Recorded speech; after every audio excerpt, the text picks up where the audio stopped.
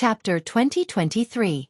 Looking at the tombstone covering the grave and sealing it, Yun Jian felt a sense of desolation. She sighed for Lu Lanhua's life. Perhaps, this was Lu Lanhua's life. She had spent her life protecting her children and grandchildren, favoring boys over girls. She had hoped that one day, her son or grandson would become rich and bring her away from Xinjiang town to enjoy life.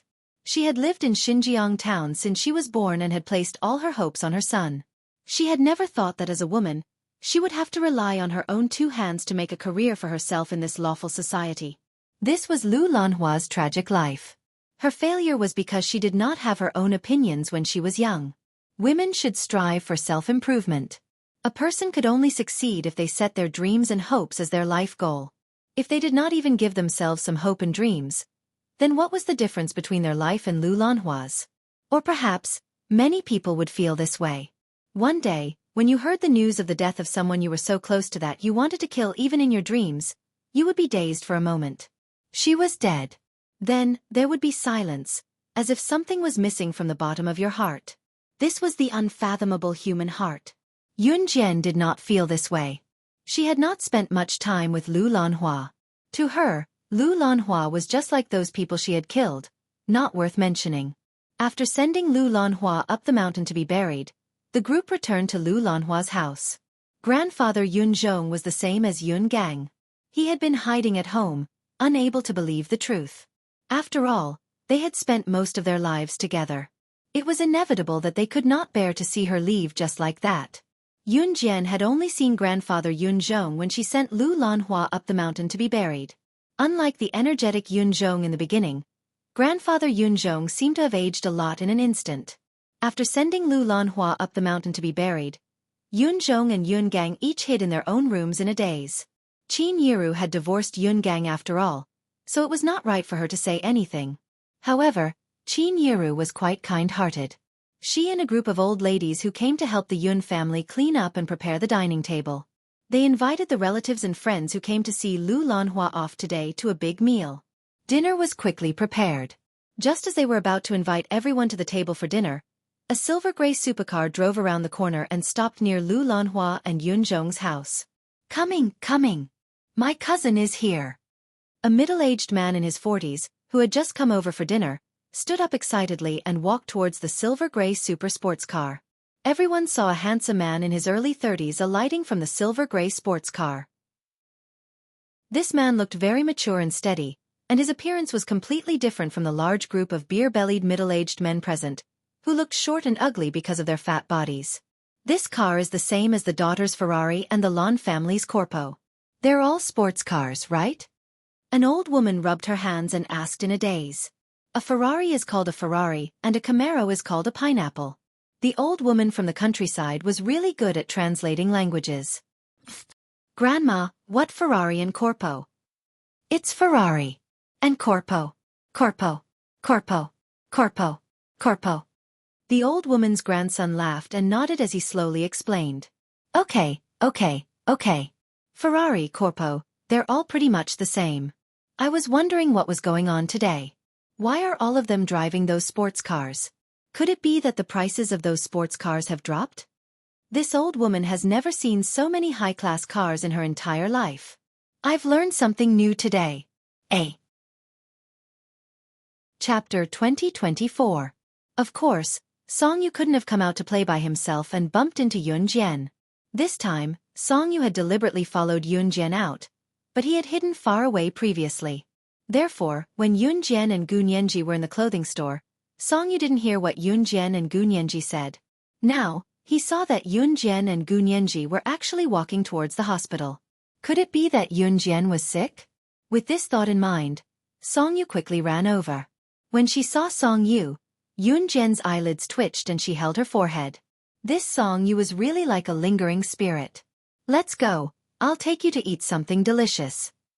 Yun Jian gestured to Gu Nianji with her eyes, then turned around and walked in the opposite direction of the hospital's main entrance. Hey, Yun Jian, I told you we weren't, alright? What kind of delicious food are you taking me to eat? Gu Nianji originally wanted to say, aren't we going to check if you're pregnant? But just as the words were about to come out of her mouth, She heard Yun Jian say that she was going to treat her to something delicious. Gu Nianji rubbed her stomach and thought that she was hungry too. It was time to eat, so the words that were about to come out of her mouth stopped. Eating was more important. Eating was more important. Besides, even if Yun Jian was pregnant, she had to eat first. What if the baby in her stomach was starved? Gu Nianji rubbed her chin and felt that she was right, so she comforted herself and confidently led Yun Jian in the opposite direction of the hospital's main entrance. Yun Jian, are you feeling unwell? If you're not feeling well, I'll take you to the hospital. Let your friend eat by herself. Song Yu saw that this was a rare opportunity. If he offered to take Yun Jian to the hospital, then he would be able to show off in front of Yun Jian. Therefore, he wanted to walk towards Yun Jian and reach out to grab Yun Jian. After finding out that Yun Jian's background was clean and that Yun Jian was mysterious, Song Yu wanted to be with Yun Jian for a long time. If they got along well in the future, they would be able to rush down the aisle. Moreover, after witnessing Yun Jian's dark side, Song Yu felt that she was even more compatible with him. Because his family was also in the underworld. Could this be the legendary Golden Boy and Jade Girl? At that time, Yun Jian, Song Yu's side was Gu Nianji, and Gu's right, Gu Nianji's hand. Song Yu wanted to grab Yun Jian's hand, so he had to go around Gu Nianji. Gu's. Song's into the back of course Nianji who had just turned into Yun Had's, and turned into a corners into a A's. Hiss. Song Yu sucked in a breath from the pain, but he could not show his ugly side in front of Yun Jian. Sorry, I didn't see you. Gu Nianji glared at Song Yu, emphasizing the word human. As she spoke, she grabbed Yun Jian and walked in the opposite direction of the hospital's entrance. What Gu Nianji meant was that she did not see Song Yu as a human. Song Yu understood what she meant and flushed with anger. However, he could not lash out in front of Yun Jian. Just as Song Yu was fuming but unable to lash out, Yun Jian's phone beeped. Yun Jian glanced at the screen. Sister Jian, what's wrong? Did Brother Yi text you? Gu Nianji glanced at Song Yu and went to Yun Jian's side to ask loudly on purpose. No, Yun Jian replied softly and added after a pause. Let's go. My disciple is here for me. Ha! Zhang Xiaofeng's here in River City too? Haha, why didn't he team up with me since he's here? To think that I'm his sister now. Gu Nianji spat. Song Yu, who stood on the side, had no idea who Yun Jian and Gu Nianji were talking about. He clenched his fists. Yun Jian's eyes were narrowed and red as she replied faintly. It's not him. It's my new disciple. Chapter 2025. The one who came to Earth from Deity Continent to look for her. Yun Jian smirked. Oh my, Sister Jian, you actually took in another disciple behind my back. What does he look like? Is he as handsome as I am? Otherwise, I won't acknowledge him. Once Gu Nianji heard that Yun Jian had taken in another disciple, she patted her hair to let her fringe fall before playfully flipping her hair like a dashing man. However, Gu Nianji's imitation of a dashing man was a hilarious one. When she flipped her hair, her head swayed along with it. You have to know that I'm the top expert in the continent. Matchmaker Gu Nianji. Not only am I handsome, but when I'm ruthless, I can even beat myself up. Hey, Sister Jian, why are you still so far away? Gu Nianji had been putting on a dashing pose, but when she glanced at Yun Jian from the corner of her eye, she realized that Yun Jian had already walked away with her hands in her pockets. Gu Nianji abandoned her pose immediately and chased after Yun Jian like a chick chasing after a hen that had gone far away. The top expert in the continent? Song Yu, who stood where he was, repeated with a frown when he heard Gu Nianji. Since he could not figure it out, he decided not to think about it. What top expert in the continent? The continent? Could it be that she still thought of herself as someone from another world? Why were the people following Yun Jian a bunch of weirdos? This would not do. After he got Yun Jian, he had to make Yun Jian stay away from these weirdos. As he thought about it, Song Yu ran after Yun Jian and Gu Nianji. Inside the hospital, buildings were lined up neatly. All the outpatient buildings in the hospital were surrounded by walls like school buildings, cafeterias, and other places that belonged to the school. The east, west, north, and south gates of the hospital were guarded by guards to allow vehicles to pass through. Yun Jian and Gu Nianji had just exited the north gate of the hospital when Song Yu spoke into the phone and blocked their way. Where are you going? I have a car. I'll give you a ride. No need. Yun Jian gave Gu Nianji a look, then walked around Song Yu and was about to cross the road. Honk, honk, honk. Just then, a silver-gray Mercedes-Benz stopped in front of Yun Jian and Gu Nianji. A head popped out from the driver's seat of the silver-gray Mercedes-Benz sports car. The person glanced at Song Yu and said, "Young master, I'm here." Seeing his cool silver-gray Mercedes-Benz sports car parked in front of Yun Jian and his housekeeper calling him young master in front of Yun Jian, Song Yu felt a little proud. "This car is mine. Beauties, hop in." Song Yu tilted his head and opened the door for the front passenger seat, looking like he was inviting Yun Jian to get in. One had to know that many girls knew that he had a Mercedes-Benz sports car at home and would fight to get in. Song Yu looked at Yun Jian expectantly. Just when Song Yu thought that Yun Jian and Gu Nianji would fight to get in, a fiery red flagship limited edition Ferrari, LaFerrari, came drifting from afar with a hard brake and parked beside Song Yu's Mercedes-Benz sports car. When the two cars were parked next to each other, it was easy to tell which one was more expensive than the other. Just as Song Yu was stunned, the sudden appearance of the limited edition LaFerrari sports car that only 3 units were sold in the world, the supercar that was usually talked about and envied by the boys, was right in front of him. While he was amazed and wondering about the origin of the sports car, a woman walked out of the car. A woman got down from the Ferrari LaFerrari and went to Yun Jian, passing the car keys to her right in front of Song Yu and saying softly, "I'm sorry. Sister Jian, your car." The limited edition sports car that he talked about with the boys, the one that they could only dream of but could not get their hands on, was Yun Jian's. Song Yu's eyeballs were about to fall out of their sockets. At the same time, Yun Jian and Gu Nianji had already gotten into the Ferrari sports car. Before they left, Yun Jian left Song Yu with a statement that made him look like he had just eaten **tea. The words that came out of her mouth nearly made Song Yu vomit blood. "I'm sorry, your Mercedes-Benz sports car specifications are too low. I've never sat in such a low-quality sports car and I'm not used to it." Chapter 2026. With that, Yun Jian gave Song Yu a cold smirk. She stepped on the accelerator and drove away in her Ferrari right in front of Song Yu. When she was in the hospital, she had sent a message to the kosher mercenaries to send her car to the north gate of the People's Hospital of Zhongqing City. Coincidentally, the car sent by Song Yu was 1 step ahead of her. But even so, Yun Jian would not take Song Yu's car. As for why the kosher mercenaries were there, Yun Jian had asked Gue Yan and Gue Lian's assassination and investigation teams to station their men in Zhongqing City a month ago. All of this was done so that they could wipe out Reverse Emperor's organization in 2 months. Of course, since she needed a car any time, someone would send her a car. Song Yu's face darkened when he saw Yun Jian driving away at an alarming speed. young master, this car." The butler in the driver's seat called out carefully when he saw Song Yu's expression. "Get out of the car." Song Yu closed the door of the passenger's seat and walked to the door of the driver's seat. Yes. The butler got out of the car immediately. "Young master, that beautiful girl just now, is she the girl you like? Master has been in the underworld for so many years and has always wanted to have a great-grandson. But that girl doesn't seem to be interested in you?" The butler asked as he got out of the car. "Aren't all women like this? Playing hard to get? Weren't all my previous girlfriends like this? Don't worry, I will definitely get this woman," Song Yu vowed. "Then, young master, have you thought about how you're going to woo her?" The butler asked again. "No." Song Yu's face darkened. "I have a plan. No matter how strong this girl is, she is still a girl. Young master, you should be like this." Yun Jian did not know what Song Yu and the butler were talking about. At that moment, Yun Jian slowed down the car and drove to a very famous park near the University of Electronic Science and Technology of China. Stepping on the brakes, Yun Jian and Gu Nianji got out of the car. A man in his 20s stood in the park. He was handsome and his hair was neat and tidy. He stood in the park without saying a word.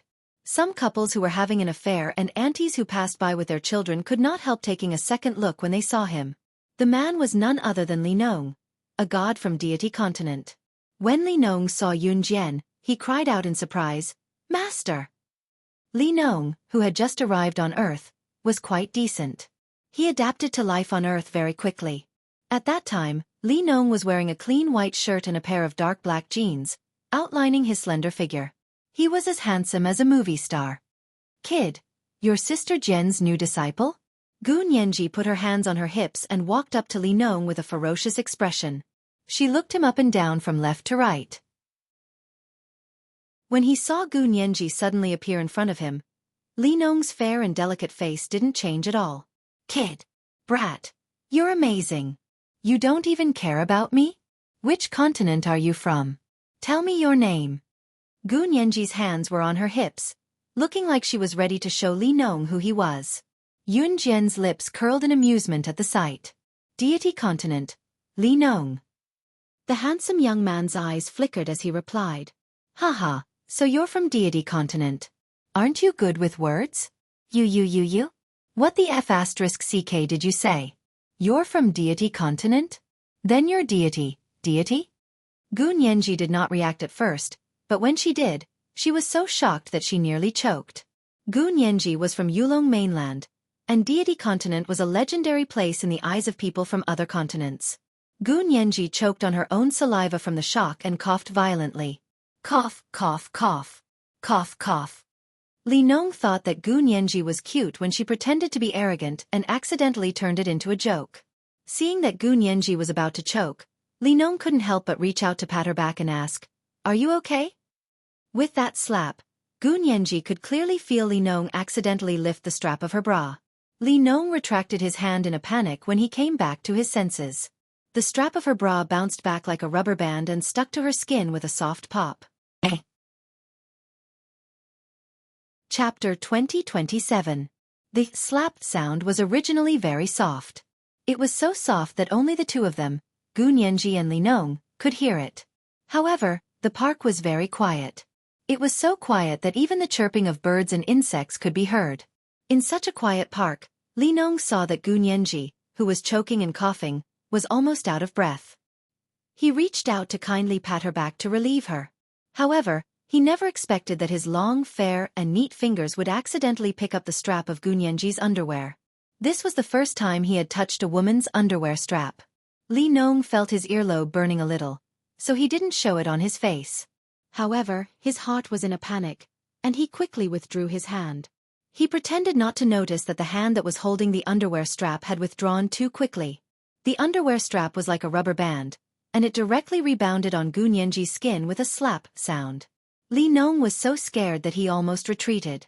His pure, curious, yet panicked face actually revealed a trace of red. Obviously, this was the first time Li Nong had accidentally touched a woman's underwear strap. Yun Jian also heard the slap sound. At that moment, Yun Jian only blinked. I'm sorry. Li Nong scratched his delicate hair and said softly, You. What's the use of apologizing? You rascal. So what if you're a god from the gods' continent? How dare you touch me? Gu Nianji blushed when she thought of this. In the next second, Yun Jian saw Gu Nianji chasing Li Nong all over the park. In a place where Yun Jian couldn't see, Gu Nianji chased after Li Nong. She couldn't catch up to Li Nong, but she refused to give up. As she ran, Gu Nianji suddenly tripped over a tree root in the park. She cried out and fell forward. Be careful. Li Nong stopped running. He was about to catch Gu Nianji, but she suddenly pushed him down. In the next second, by the time Gu Nianji reacted, she was already sitting on Li Nong. However, the two of them never expected that Gu Nianji would actually sit directly on Li Nong's thigh with that fall.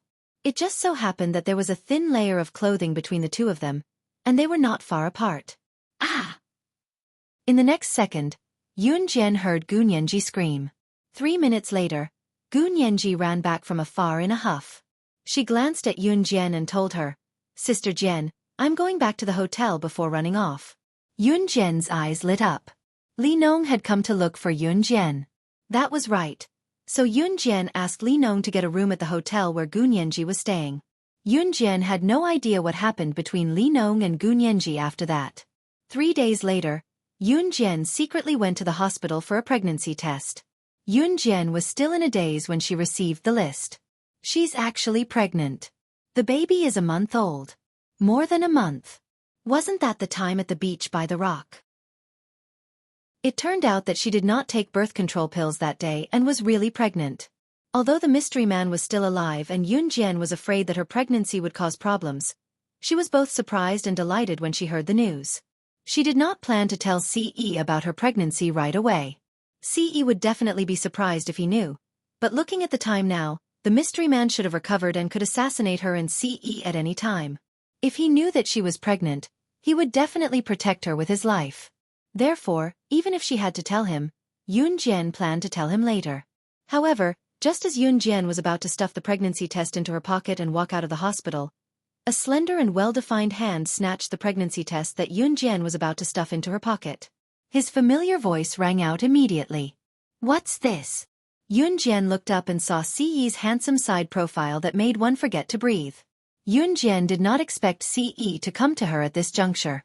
She was so shocked that she wanted to take the pregnancy test back from Ce. However, it was too late. Ce's deep gaze had already scanned the doctor's note beside the pregnancy test.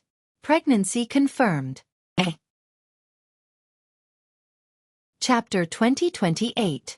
The words, "pregnancy confirmed," were striking. When Ce saw the words, his dark eyes twitched violently. His Xiao Jian was pregnant? He had a child. Xiao Jian, are you feeling unwell? Are you feeling unwell?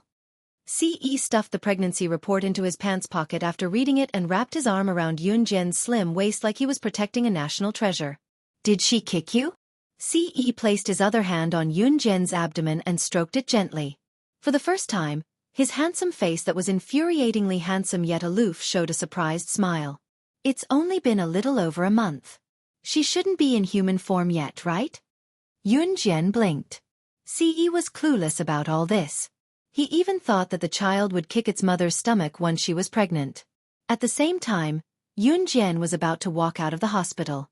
When they were about to go down the stairs, Ce scooped Yun Jian up horizontally and turned to head to the gynecology department. Yun Jian blushed like a red apple. It was an expression she would only show in front of Ce. Where are we going? Yun Jian's eyes flickered when she saw Ce carrying her back to the gynecology department. She did not know why. We're going to ask the doctor how to prevent miscarriage. Ce was clueless, but he was willing to learn for her. I can walk on my own, Yun Jian said with a blink as she was carried by Ce through the crowd in the hospital. All the passers-by who passed by Yun Jian and Ce stole a glance at the couple from the corner of their eyes. Oh my god! The two lovebirds were carrying each other in a princess carry. All the passers-by turned to look at them. However, Ce did not care about that. He carried Yun Jian and headed to the gynecology department without a blush on his face. In the gynecology department of Jiangqing People's Hospital, the gynecology department's female doctor, Dr. Jiang, was holding a cup of steaming tea and taking a sip as she gave consultation to a couple in front of her. The child is already 6 months old and is developing well. Come for an ultrasound next time. Come again in August. Dr. Jiang took detailed notes for the couple in front of her with a black pen and reminded the pregnant woman's husband. Yes, yes, yes. Thank you, doctor. Thank you, doctor. The pregnant woman's husband bowed to Dr. Jiang excitedly. You're welcome. Remember to bring this book next time. Dr. Jiang handed the registration book to the woman's husband. Just as Dr. Jiang passed the registration book to the pregnant woman's husband, she saw Ce who carried Yun Jian into the clinic. Yun Jian was Dr. Jiang's gynecology department's. Dr. Jiang shook her head in pity when she saw how young and pretty Yun Jian was, but she was pregnant with a child and the child's father did not come with her. She really did not know what kind of scumbag had ruined this young lady. Therefore, when she saw Ce carrying Yun Jian, Dr. Jiang was still in a daze for a moment. What was going on? She was not ruined by a heartless man? Are you here for an abortion? You're still young. You should take precautions in the future. Don't be afraid when you're pregnant. If you have too many abortions, you won't be able to get pregnant in the future. Sigh, young people nowadays. When do you plan to have an abortion? I'll arrange it for you. Dr. Jiang shook her head and picked up her black pen. She wanted to set the date for Yun Jian's abortion. Most of the college students she met secretly came alone to have an abortion. Of course, there were also boyfriends who accompanied them to have an abortion. There were even many girls who had an abortion 3 or 4 times in a year. Dr. Jiang had seen many of them. When the couple next to them heard Dr. Jiang's words, They glanced at Yunjian and Ce with a strange gaze. However, they saw Ce put Yunjian down and hugged Yunjian in his arms as if he was protecting a treasure. The moment Dr. Jiang was about to register the abortion date, Ce's eyes flashed. He said bluntly, "You're a doctor. Tell me how to take care of the fetus." A. Chapter 2029. I won't be free for the next 2 days. Why don't you set the abortion date for the day after tomorrow? I have to go out tomorrow and the day after tomorrow. Take care of the fetus? You want to take care of the fetus? Dr. Jiang had originally taken out her notebook to mark out the date for Yunjian's abortion and asked Yunjian and Ce to choose a specific date. But who would have thought that Ce would actually say that they wanted to take care of the fetus? Take care of the fetus. Was this for real? It was very common for university students to date each other nowadays. If you walked on the streets, you would see university couples walking hand in hand sweetly. Many university students who did not have enough life experience and yearned for adult life would steal the forbidden fruit and not know how to protect themselves. This also led to the fact that in recent years, university girls who secretly came to the hospital for an abortion accounted for most of the abortions in the year. In Dr. Jiang's words, those who had the guts felt good, but those who did not had the guts to give birth. They had to secretly come to the hospital for an abortion without telling their parents, classmates, and teachers. If the situation was better, the boyfriend would accompany the girl for an abortion. If the situation was worse, the girl would secretly come to the hospital alone to bear the burden. Dr. Jiang had worked in the gynecology department for many years. She had seen many such things and was used to it. There were many university students who came to the hospital for an abortion. There were countless boyfriends who accompanied their girlfriends to the hospital for an abortion and urged the girl to get an abortion quickly. They were afraid that the girl would not get an abortion and would blame it on them. However, Dr. Jiang had never seen someone like Ce. As soon as he walked into the outpatient room, he did not anxiously ask when the abortion could be done. Instead, there was a hint of nervousness on his handsome face as he asked how to take care of the fetus. "Are you sure you want to take care of the fetus?" Dr. Jiang repeated, "Are you sure you want to take care of the fetus and not have an abortion?" "Yes, I'm sure." Yunjian nodded. Although Yunjian did not want to tell Ce that she was pregnant immediately, Yunjian had never thought that she would have to have an abortion after being pregnant. To Yunjian, since the child was born, it had the right to be born into this world. It was not easy to be a human, but parents who did not even give their child a chance to be a human were not worthy of being parents for the rest of their lives. Dr. Jiang stroked her forehead, her face full of shock. The couple opposite her also suddenly showed a look of shock. To be honest, Yunjian and Ce's reactions were very different from normal university students. She was actually going to give birth to it. One had to know that the financial resources of college students were basically from their parents. Those who were a little more independent would at most go out and do some idle jobs to earn some extra money. However, giving birth to a child and raising the child was a very expensive matter. How could it be so simple? Young people, Auntie is just reminding you. It's not easy to raise children these days. You're still young. It's not easy to raise children. Not only do children need to be cared for, but they also need financial support. You're still young. Is it true? Do you plan to have this child? Previously, Dr. Jiang had never been nice to the college students who came to get an abortion. But now, she changed her fierce expression and spoke to Yunjian in a gentle voice. Regardless of whether the child could be born or not, Dr. Jiang admired Yunjian and Ce's performance. However, admiration was one thing, but one had to be realistic. Originally, Dr. Jiang and the couple thought that the biggest problem for Yunjian and Ce to have a child was money. Without money, how could they raise the child? However, the moment Dr. Jiang finished speaking, Ce suddenly spoke. His handsome smile did not move, but he was unwavering. Prescribe medicine for the fetus. You can name the price. As long as she and the child are healthy, I'll pay any price. A. Chapter 2030. He would pay however much it cost. Was this man a rich second-generation heir? Was he that rich? What Dr. Jiang said just now revolved around one main theme. She thought that Yunjian and Ce were both university students and were raising children at such a young age. Of course, it was fine to have children at such a young age. However, Students at Yunjian and Siyi's age were still children in university. Normal university students relied on their parents for their daily expenses. Other than earning some extra money, they had no other income. The most important thing in raising a child was money. Money for milk powder, clothes, baby products, and so on. Which one of these did not require money? Raising a child from a young age was not only costly but also physically and mentally exhausting. Of course, money was the most important thing. Dr. Jiang was not superficial. This was the truth. Without money, one could not do anything, much less raise a child into adulthood. In spite of it, Siyi's words shocked Dr. Jiang and the couple sitting opposite her. As long as Yun Jian and the child's health could be guaranteed, he would pay however much it was. On second thought, if Siyi was a rich second-generation heir and had a rich father, it would not be so rare for his girlfriend to get pregnant and give birth to a child. Perhaps the rich second-generation heir only wanted a girl to give birth to a child and did not want to marry the girl into his family?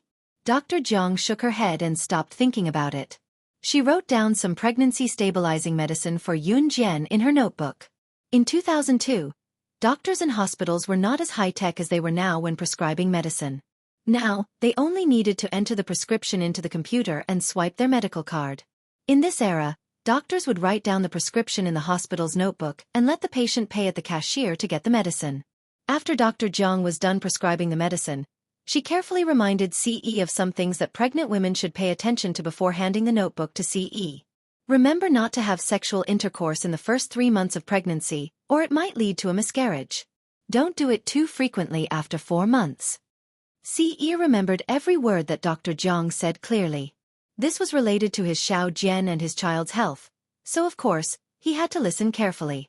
Siyi and Yun Jian listened carefully and began to look forward to the arrival of their child. A paramedic rushed in. The medical staff rushed into Dr. Jiang's outpatient room. The person held a stack of datasheets in his hand and shouted at Dr. Jiang in shock. Dr. Jiang, there's been a mistake. I made a mistake just now. The female university student named Yun Jian was not pregnant. He must have mixed it up with the data of another female university student. The pregnant one is another female university student. Both Yun Jian and Siyi's eyes glinted with a deep glint. Not pregnant? What's going on? Dr. Jiang was also surprised. Then, Dr. Jiang stood up and asked.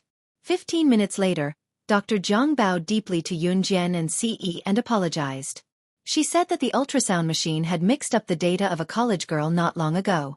The one who was pregnant was not Yun Jian but the other university student. Yun Jian was slightly disappointed when she heard the news, but she breathed a sigh of relief. After all, it was too sudden for her to be a mother. Welcoming the child when she was prepared was the wisest choice.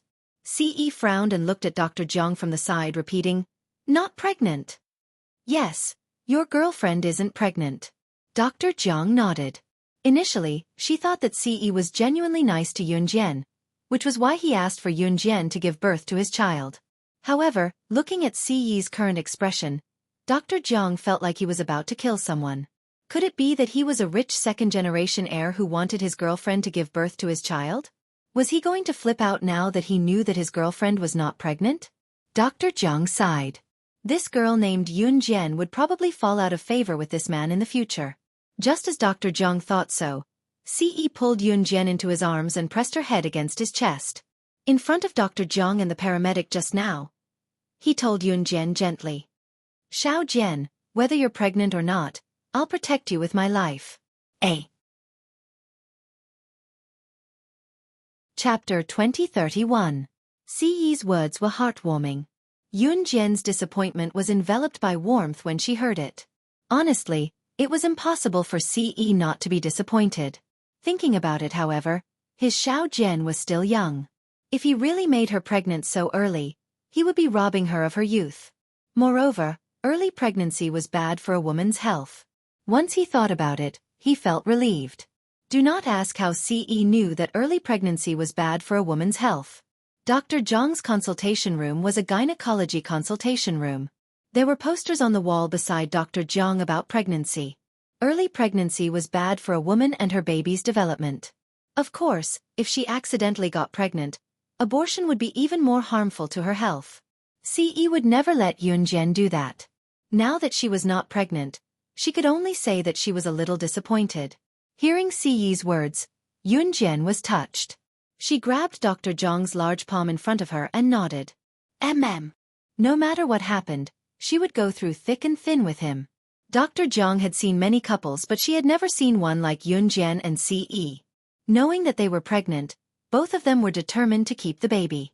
Both of them were university students, so the man did not urge the woman to have an abortion.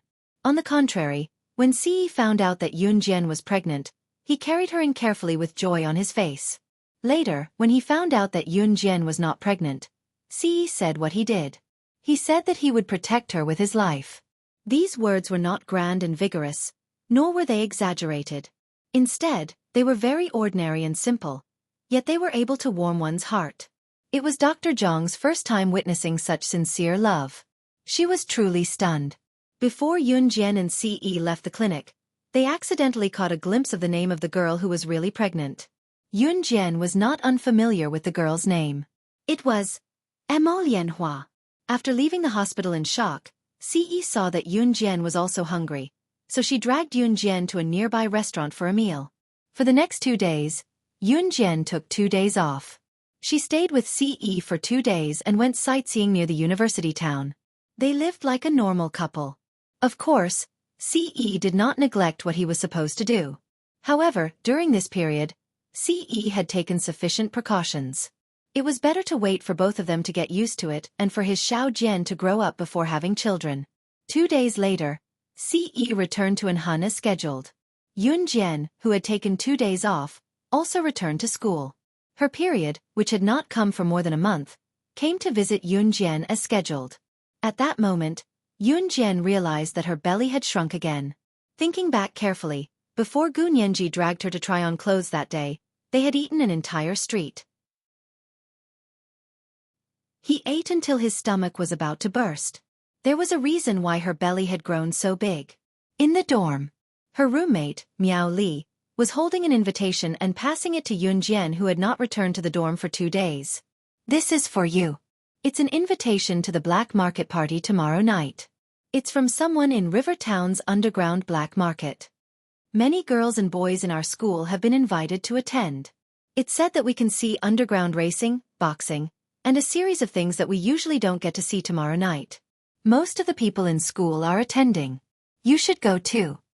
Ever since they found out that Yunjian was studying in the military school, other than Zhu Huili, her other 2 roommates, Miao Li and Shi Shujuan, were much friendlier to Yunjian. Yunjian, let's go together. Most of the students in school are attending.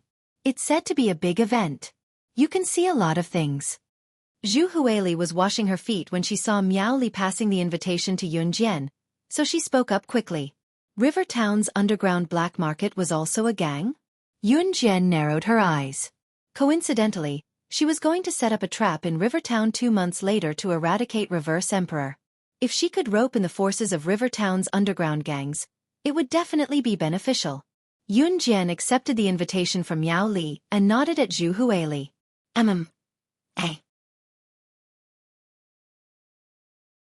Chapter 2032. Miao Li heaved a sigh of relief when Yunjian agreed to participate. This was an invitation that had never been given before.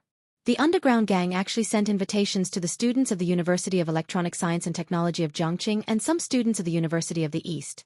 Of course, Yunjian did not know that this was not a coincidence. However, Yunjian could guess what was going on.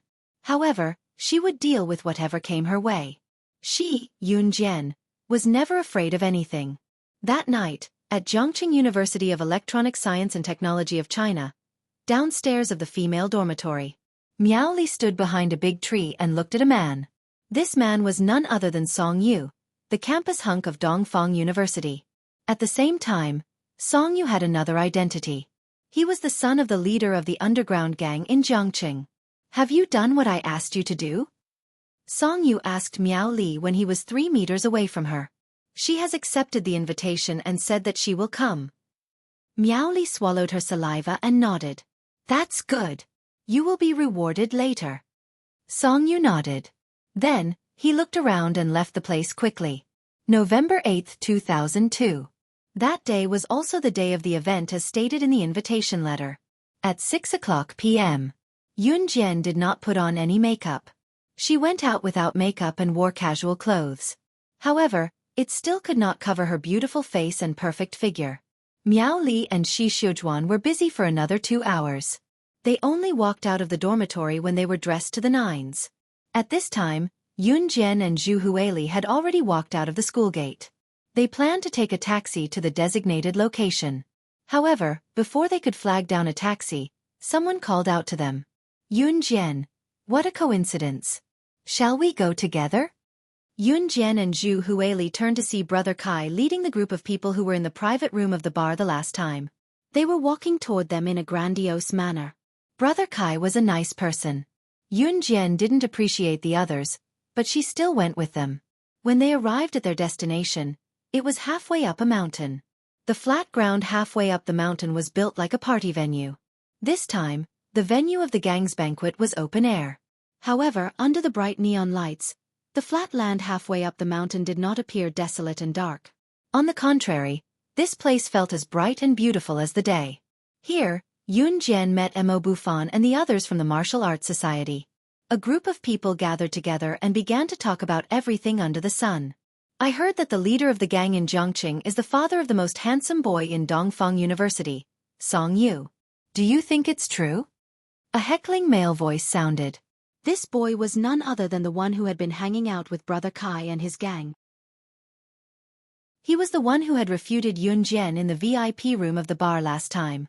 He had scorned Yunjian for being as good as her school's computer teacher. His name is Zhou Zheng. Zhou Zheng was ugly, but he liked to talk dirty and often showed off in front of the girls. Now that there were so many girls standing around at such a big event, he looked for an opportunity to find a topic to talk about. Oh my God, the leader of the gang in Zhongqing is the father of the most handsome boy in Dongfang University. Is it true? Zhou Zheng, don't talk nonsense. The girls didn't know Song Yu's identity, so they all screamed exaggeratedly. They were even more interested in Zhou Zheng's question. Hey, it's normal that you don't know. My good brother Song Yu is so low-key. He is indeed the son of the underground gang leader that you invited today. The future successor. Zhou Zheng started to boast again. His words attracted the screams of the girls around him. In fact, Zhou Zheng and Song Yu weren't very familiar with each other. They were just friends and brothers. If you have any questions, just ask. Zhou Zheng said exaggeratedly. Although Zhou Zheng was ugly, the girls liked to hear him brag. Hence, they all rushed forward to ask. Just as Zhou Zheng was surrounded by the girls, Yunjian looked ahead and asked Mo Bufan, is the #1 gang in Zhongqing City the Fortune Wolf Gang? After hearing Yunjian's words, Mo Bufan nodded. Yes. Hearing this, Yunjian's lips curled into a red arc. You went to university in Zhongqing City. Haven't you heard of this? Zhou Zheng, who had been joking around with the girls, turned to look at Yunjian and sneered. Zhou Zheng was already unhappy with Yunjian's domineering attitude. Now that he had the opportunity to say this, he quickly spoke up. What he got in return was Yunjian's disregard. Zhou Zheng was very unhappy about this. That's Song Yu, the most handsome boy in school. At this moment, a girl's voice was heard. Everyone turned to look at him. They saw Song Yu standing next to a masculine middle-aged man in his 40s or 50s. He was surrounded by a group of bodyguards and they were walking towards them. That must be the boss of the Fortune Wolf Gang. Oh my God! Song Yu is so handsome. He's so low-key. He even hid his identity as the eldest son of the Fortune Wolf Gang's boss. There were a few more screams and cheers. At this moment, Song Yu walked towards Yunjian and the others while the girls screamed. Song Yu was a little proud when he brought his father to Yunjian and the others. Especially when Yunjian looked sideways at her father, the boss of the #1 gang in Zhongqing City, Song Fan. She must be thinking that her father was the boss of the #1 gang in Zhongqing City. Then she must be stunned. As soon as Song Yu thought of this, he raised his head proudly. However, before Song Yu could raise his head, Yunjian looked at Song Fan, the boss of the Fortune Wolf Gang. Her aura was not inferior to Song Fan's at all. She curled her lips and spoke directly to Song Fan in the tone of the boss of the #1 gang in Jia Province. Are you Song Fan, the boss of the number one gang in Zhongqing City, the Fortune Wolf Gang? A. Chapter 2033. Are you Song Fan, the leader of the Fortune Wolf Gang, the number one gang in Zhongqing City? Yun Jian's question stunned everyone present. Especially Song Yu. Song Yu originally thought that Yun Jian would be shocked by his identity when she saw that his father was the leader of the number one gang in Zhongqing City. However, Song Yu thought too much. Not only was Yun Jian not surprised by Song Yu's identity as the son of the leader of the number one gang in Zhongqing City, but everyone present was shocked. Yun Jian actually dared to speak to Song Fan, the leader of the number one gang in Zhongqing City, in such a tone? Did she not know what kind of person she was talking to? Song Fan. He was a famous figure in the underworld. In Zhe province, Song Fan's existence was not to be said to be feared, but at least when it was mentioned, it was a figure that frightened people. And Song Yu had always been proud of his father. Song Yu had never announced his identity as the son of the leader of the Fortune Wolf Gang. Today, Song Yu went all out. Song Yu was even more certain of one thing because he saw Yun Jian order Dai Annie and the other two to deal with a dozen or so killers at the pavilion last time. Yun Jian and he were the most compatible people in the world. There was no one else. It was because Yun Jian was living in such a bloody environment. Was it not the same for him? Father, this is the girl I mentioned to you before. Her name is Yun Jian. She's the girl I mentioned to you before, the girl with the same background as our family. Song Yu had already mentioned Yun Jian's every move in the pavilion to his father, Song Fan. Song Yu also said that only such a girl was worthy of him with a noble status. When Song Fan heard Yun Jian's question, he was stunned for a moment. For a moment, he had an illusion that he saw the behavior and tone of Luo Sha, the leader of the number one gang in Zhe province, in Yun Jian. Of course, Song Fan had never seen the true face of Luo Sha, the leader of the number one gang in Zhe province. Song Fan had heard every word and action of Luo Sha in the past. Song Fan was only the leader of the number one gang in Jiang City. In the entire Zhe province, Song Fan's status was not enough to meet Rakshasa. But on second thought, the girl in front of her was only her son's friend. She was also a girl that her son was rarely interested in. A girl that he truly wanted to become his future partner. How could it be the famous and ruthless Rakshasa, who had become the leader of the number one sect in Zhe province in the shortest amount of time 2 years ago? How was this possible? After thinking about it, he knew that this kind of thing was impossible. So Song Fan shook his head. After knowing that Yun Jian was his son's sweetheart, Song Fan gave face to Yun Jian and replied to her in public. Yes. He was Song Fan, the leader of the Fortune Wolf Gang, the number one gang in Zhongqing City. Song Fan had an aura that many people didn't have. It was different from his son Song Yu's sloppy appearance. Song Fan's aura was what a gang leader should have. Yun Jian narrowed her eyes and immediately had a good impression of Song Fan. The good impression here referred to the feeling of disgust and friendliness towards a person. As for Song Fan's son Song Yu, she tended to dislike him. But Song Fan's aura and behavior were worthy of Yun Jian's admiration. Are you crazy? How dare you talk to the leader of the Fortune Wolf Gang in such a tone? Do you want to die? At that moment, Zhou Zhang, who had been trembling and frightened by Yun Jian's tone to Song Fan, cursed at Yun Jian in a very soft but angry voice. The students standing around were so scared that their faces changed when they knew who Yun Jian was talking to. Yun Jian was crazy. How dare she talk to a gangster in such a tone?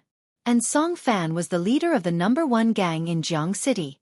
However, just when everyone thought that Yun Jian was courting death, Yun Jian cast a sidelong glance at Song Fan. In front of so many people, she said something that made them feel that she was courting death and wondered what she was going to do. Leader of the Fortune Wolf Gang in Zhongqing, in 2 months, lend me your brothers. A.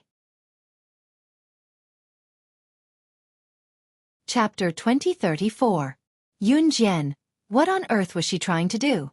Everyone present was stunned by Yun Jian's words. Song Yu was also stunned. Why did she want to borrow his father's gang members? Usually, when two gangs were having a dispute, the leader of one gang would ask for help from the other gang's leader. Was she going to borrow people to fight with many people? She wasn't the gang leader, so why did she need so many people? Song Fan was also slightly stunned.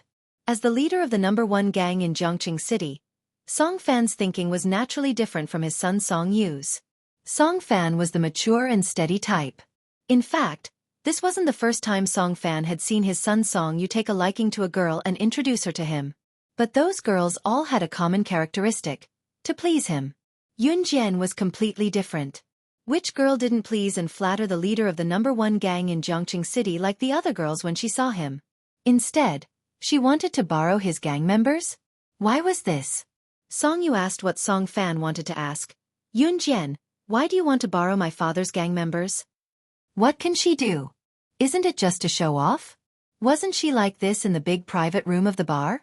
She thought she was very powerful and amazing. She even showed off her computer skills in front of us. The person who spoke was Lan Yi, who had shouted at Yun Jian when she first met Matthew in Zhongqing City. Then, she had spoken rudely in the big private room of the bar.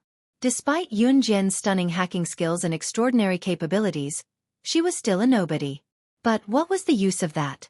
Without a backer, what was she?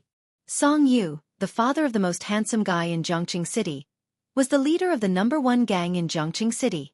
No matter how powerful Yun Jian was, even if Yun Jian was an assassin or a secret agent, she was outnumbered. Moreover, she wasn't. Lan Yi's words immediately resonated with the girls present. Many girls did not like Yun Jian because she had not only attracted the attention of Brother Kai, Mo Bufan, Su Zhanglong, and Wei Jingxian from River City University of Electronic Technology, but she had also attracted a lot of attention. Now, even the attention of Dongfang University's most handsome boy, Song Yu, was on Yun Jian. Without a doubt, this pushed Yun Jian to the peak of the girls' envy and jealousy. Why aren't Lianhua and Pan Qian here yet? I feel that Lianhua is the most compatible person with Mr. Song. Exactly. Yun Jian can do anything, but she has to show off in front of boys. Attract the attention of the boys. Does she lack men that much? The surrounding girls began to whisper to each other. Yun Jian naturally heard it, but she didn't care. Just as the girls were secretly chatting, Song Fan's voice sounded. As long as you can give me a convincing reason, my brothers from the Kailang gang can be lent to you. Song Fan was indeed courageous. He didn't reject her outright, but instead said this to Yun Jian. However, just as Song Fan finished speaking, Song Yu added, Yun Jian, as long as you agree to be my girlfriend and break up with your boyfriend, the Kailang gang will be at your disposal. You will be the future wife of the Kailang gang's head. As soon as Song Yu said this, the group of girls around him exclaimed. Did they hear it wrong? Song Yu actually confessed to Yun Jian. And it was such an affectionate confession. So, do you agree? Song Yu asked cautiously. I agree. At this moment, the surrounding girls wanted to answer Song Yu for Yun Jian. Song Yu was in a relationship with Yun Jian as his wife. One had to know that Song Yu's girlfriends had always been for fun. But now, Song Yu as his wife, was asking Yun Jian to be his girlfriend? Just when the girls were envious and thought that Yun Jian would agree to Song Yu's request, Yun Jian's cold voice mixed with the flow of the air. She said arrogantly to Song Yu and Song Fan, which stunned everyone present. I'm here today to tell you that I'm going to borrow the Kailang gang's people, not to ask for permission. If you don't want to lend them to me, then you can wait to be removed from Zhe province.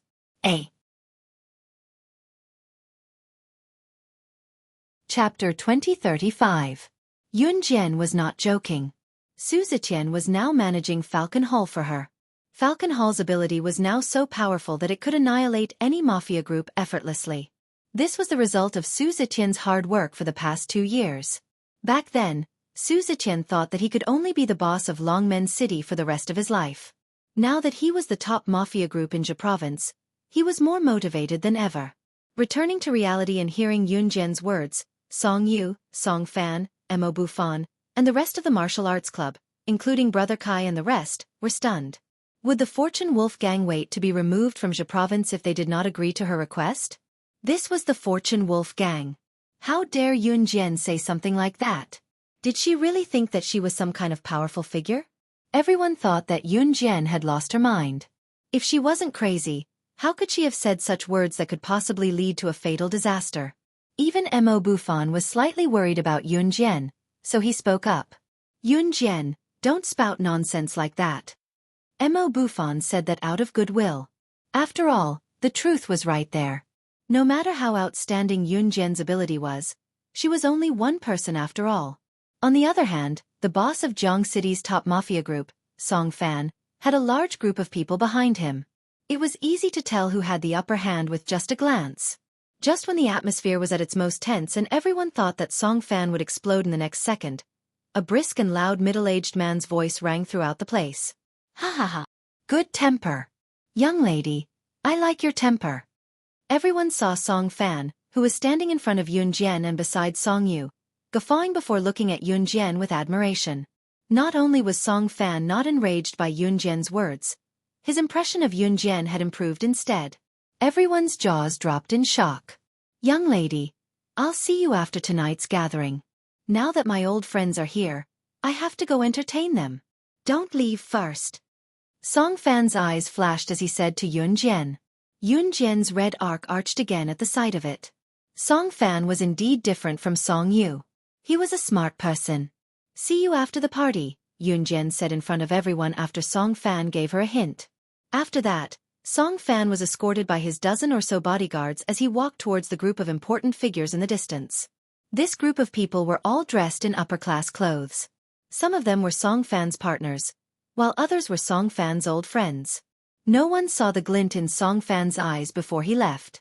If outsiders did not know the meaning behind Yun Jian's arrogant tone, Song Fan had already guessed Yun Jian's identity. As she watched Song Fan leave, the red arc on Yun Jian's face disappeared. That's it? Nothing happened at all? The surrounding people were bewildered. No one could tell what had happened just now. Only Yun Jian and Song Fan knew what had happened. Yun Jian, do you know what you were doing just now? You're too shameless. You're shameless to the extent that the whole world will be ashamed of you. When Lan Yi saw that the important figure Song Fan had walked away, she was left alone with a group of university students. Thus, she glared fiercely at Yun Jian and said loudly, "Thank you for the compliment. Same to you." Yun Jian did not evade Lan Yi's words. Thank you for the compliment? Same to you? What she meant was that if she was shameless, then Lan Yi would be exactly the same as her. Lan Yi did not immediately realize that Yun Jian was scolding her in a roundabout way. All right, I'll take you to the place where we play. There's a place for us to play. There are guns, balloons, arrows, darts and so on. There's also a stall with food and drinks. If you win, you can even win prizes.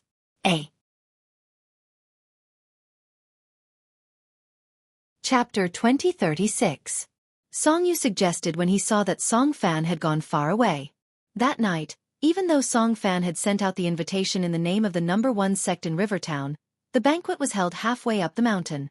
That was because they knew that many important people would come over that night. Furthermore, it was a gathering at night, so it was different from a normal ball venue. It was very big and there was a lot of traffic. There were at least tens of thousands of people gathered here tonight. Therefore, Song Fan naturally couldn't provide all the food and desserts. In addition, although Song Fan's Fortune Wolf Gang sounded scary, they had never hurt ordinary people. Therefore, there were a lot of street food stalls, or game vendors who played balloons, archery, and darts, as if they were going to a market. There were barbecue, fried snacks, noodles, and so on. There were also games that children liked to play, such as balloons, archery, and darts. If it wasn't for Song Fan's invitation, this place would have been bustling with noise and excitement, turning it into a night market for people to go to. In addition, the lights illuminated the surroundings as bright as day. If it weren't for the surrounding mountains, people would believe it even if someone said that it was a foot of a bustling city. As soon as Song Yu finished speaking, everyone present nodded. You guys go. I won't go.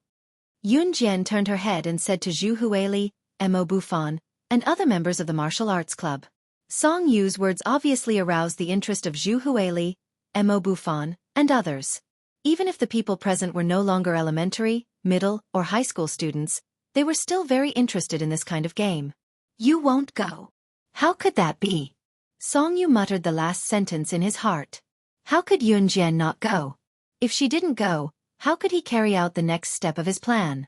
Just now when he brought his father, Song Fan, to Yun Jian, Song Yu thought that Yun Jian would change her opinion of him after knowing that his father was Song Fan. However, Song Yu never expected that Yun Jian would have such an attitude. Fortunately, He had a next step of his plan. Song Yu quickly winked at Miao Li, who had been standing at the side without saying anything.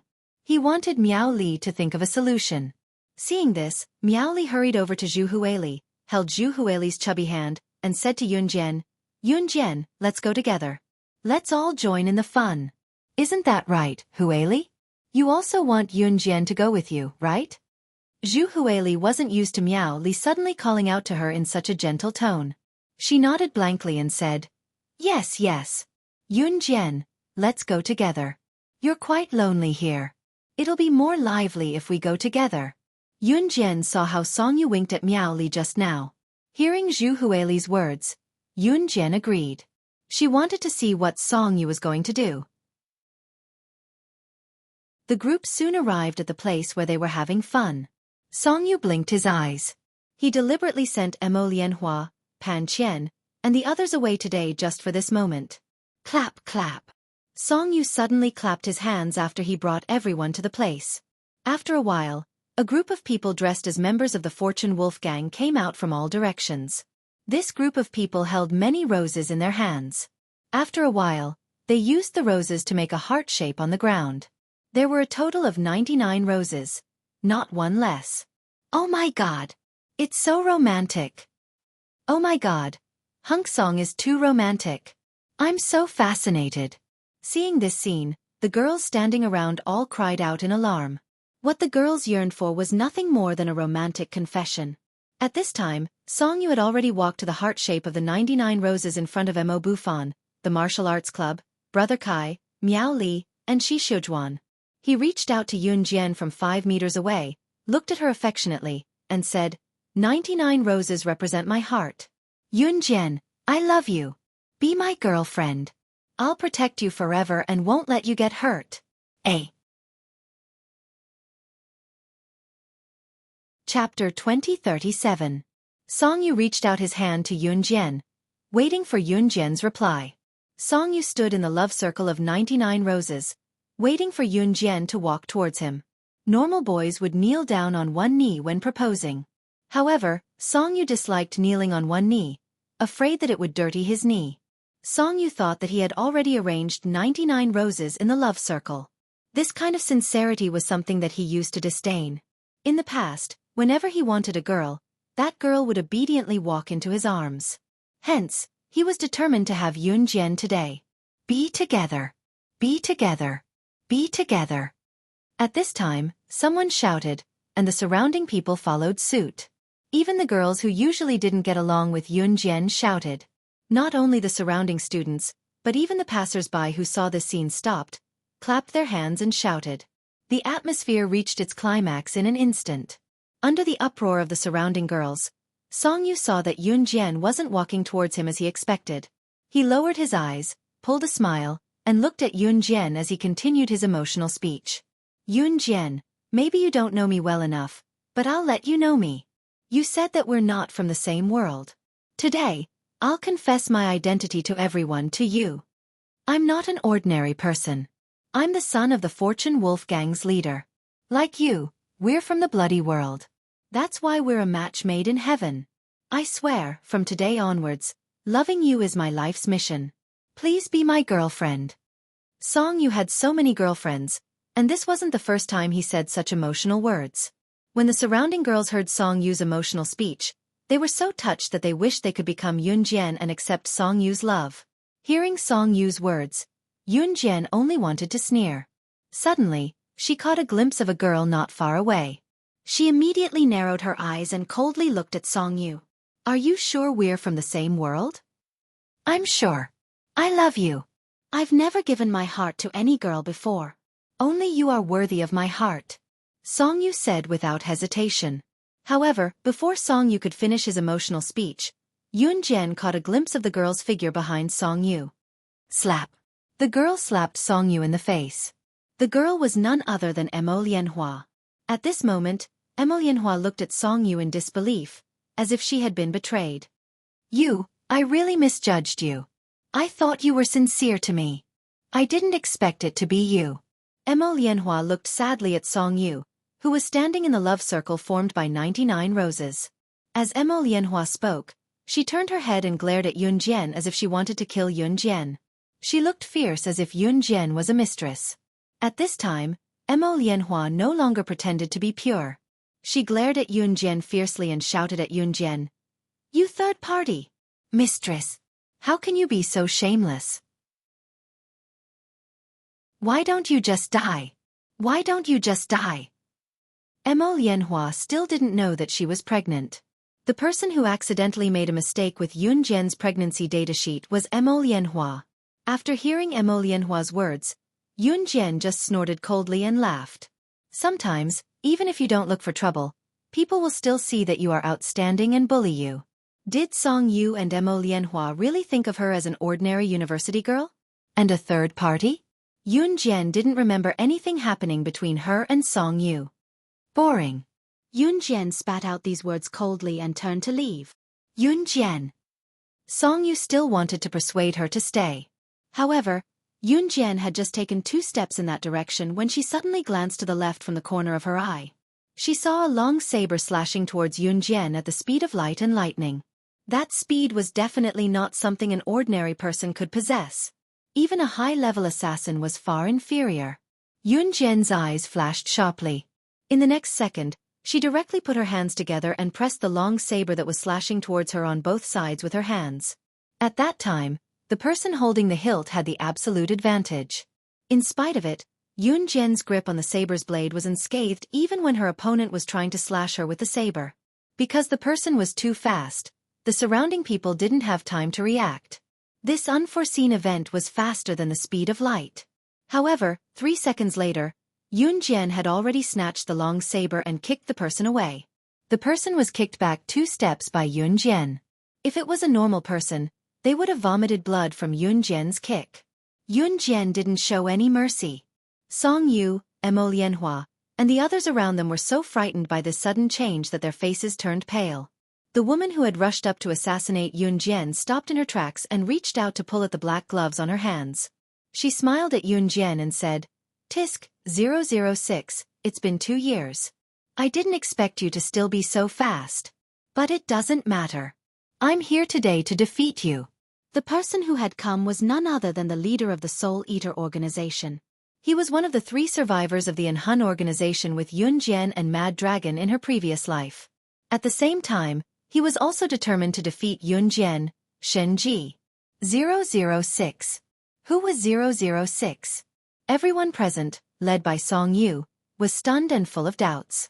However, just as Song Yu, Mo Lianhua, Mo Bufan, and the others were stunned, Yun Jian, who was standing in front of everyone, revealed a terrifying smile that no one had ever seen before.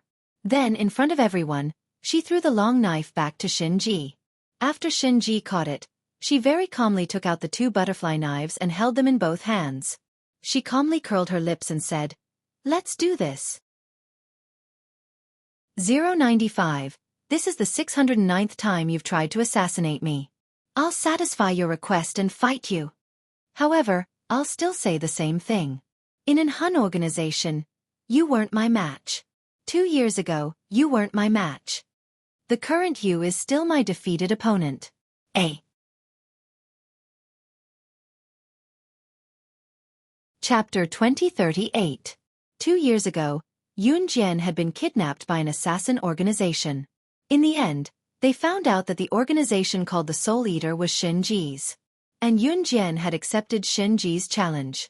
Judging from Yun Jian's tone, she seemed to know the woman who'd charged at Yun Jian with a long knife.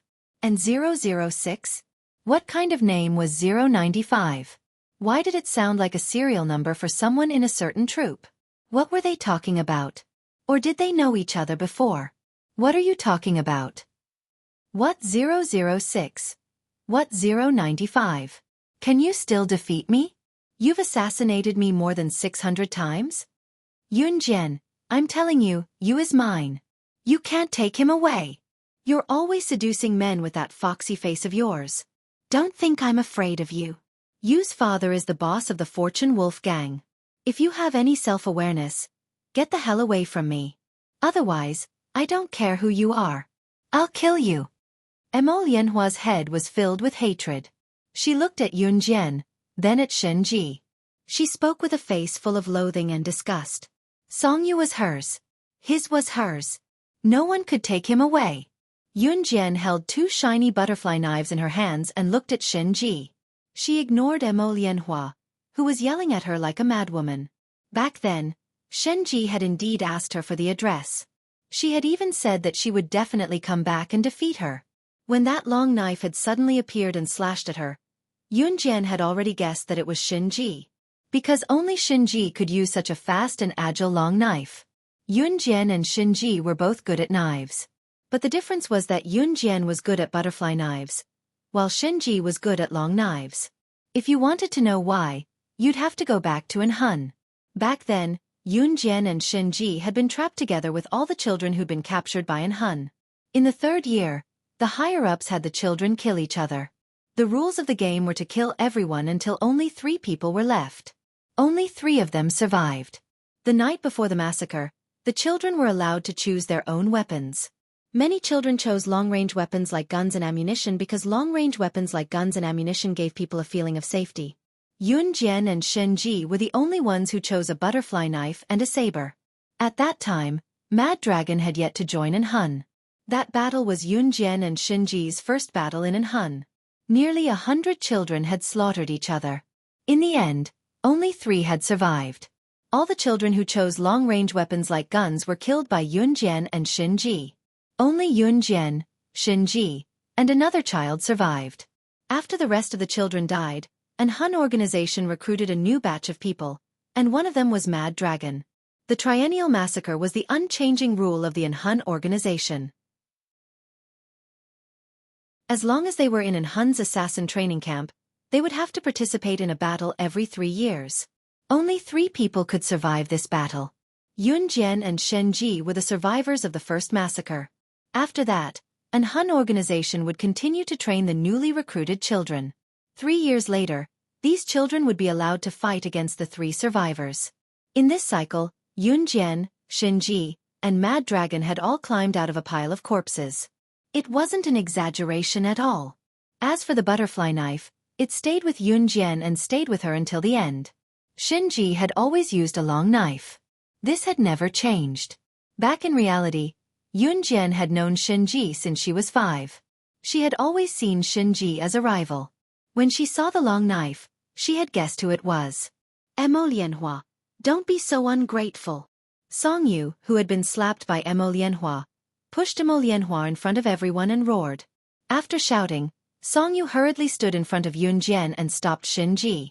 He said to Yun Jian, I told you that we're from the same world. Don't be afraid. I'll definitely protect you.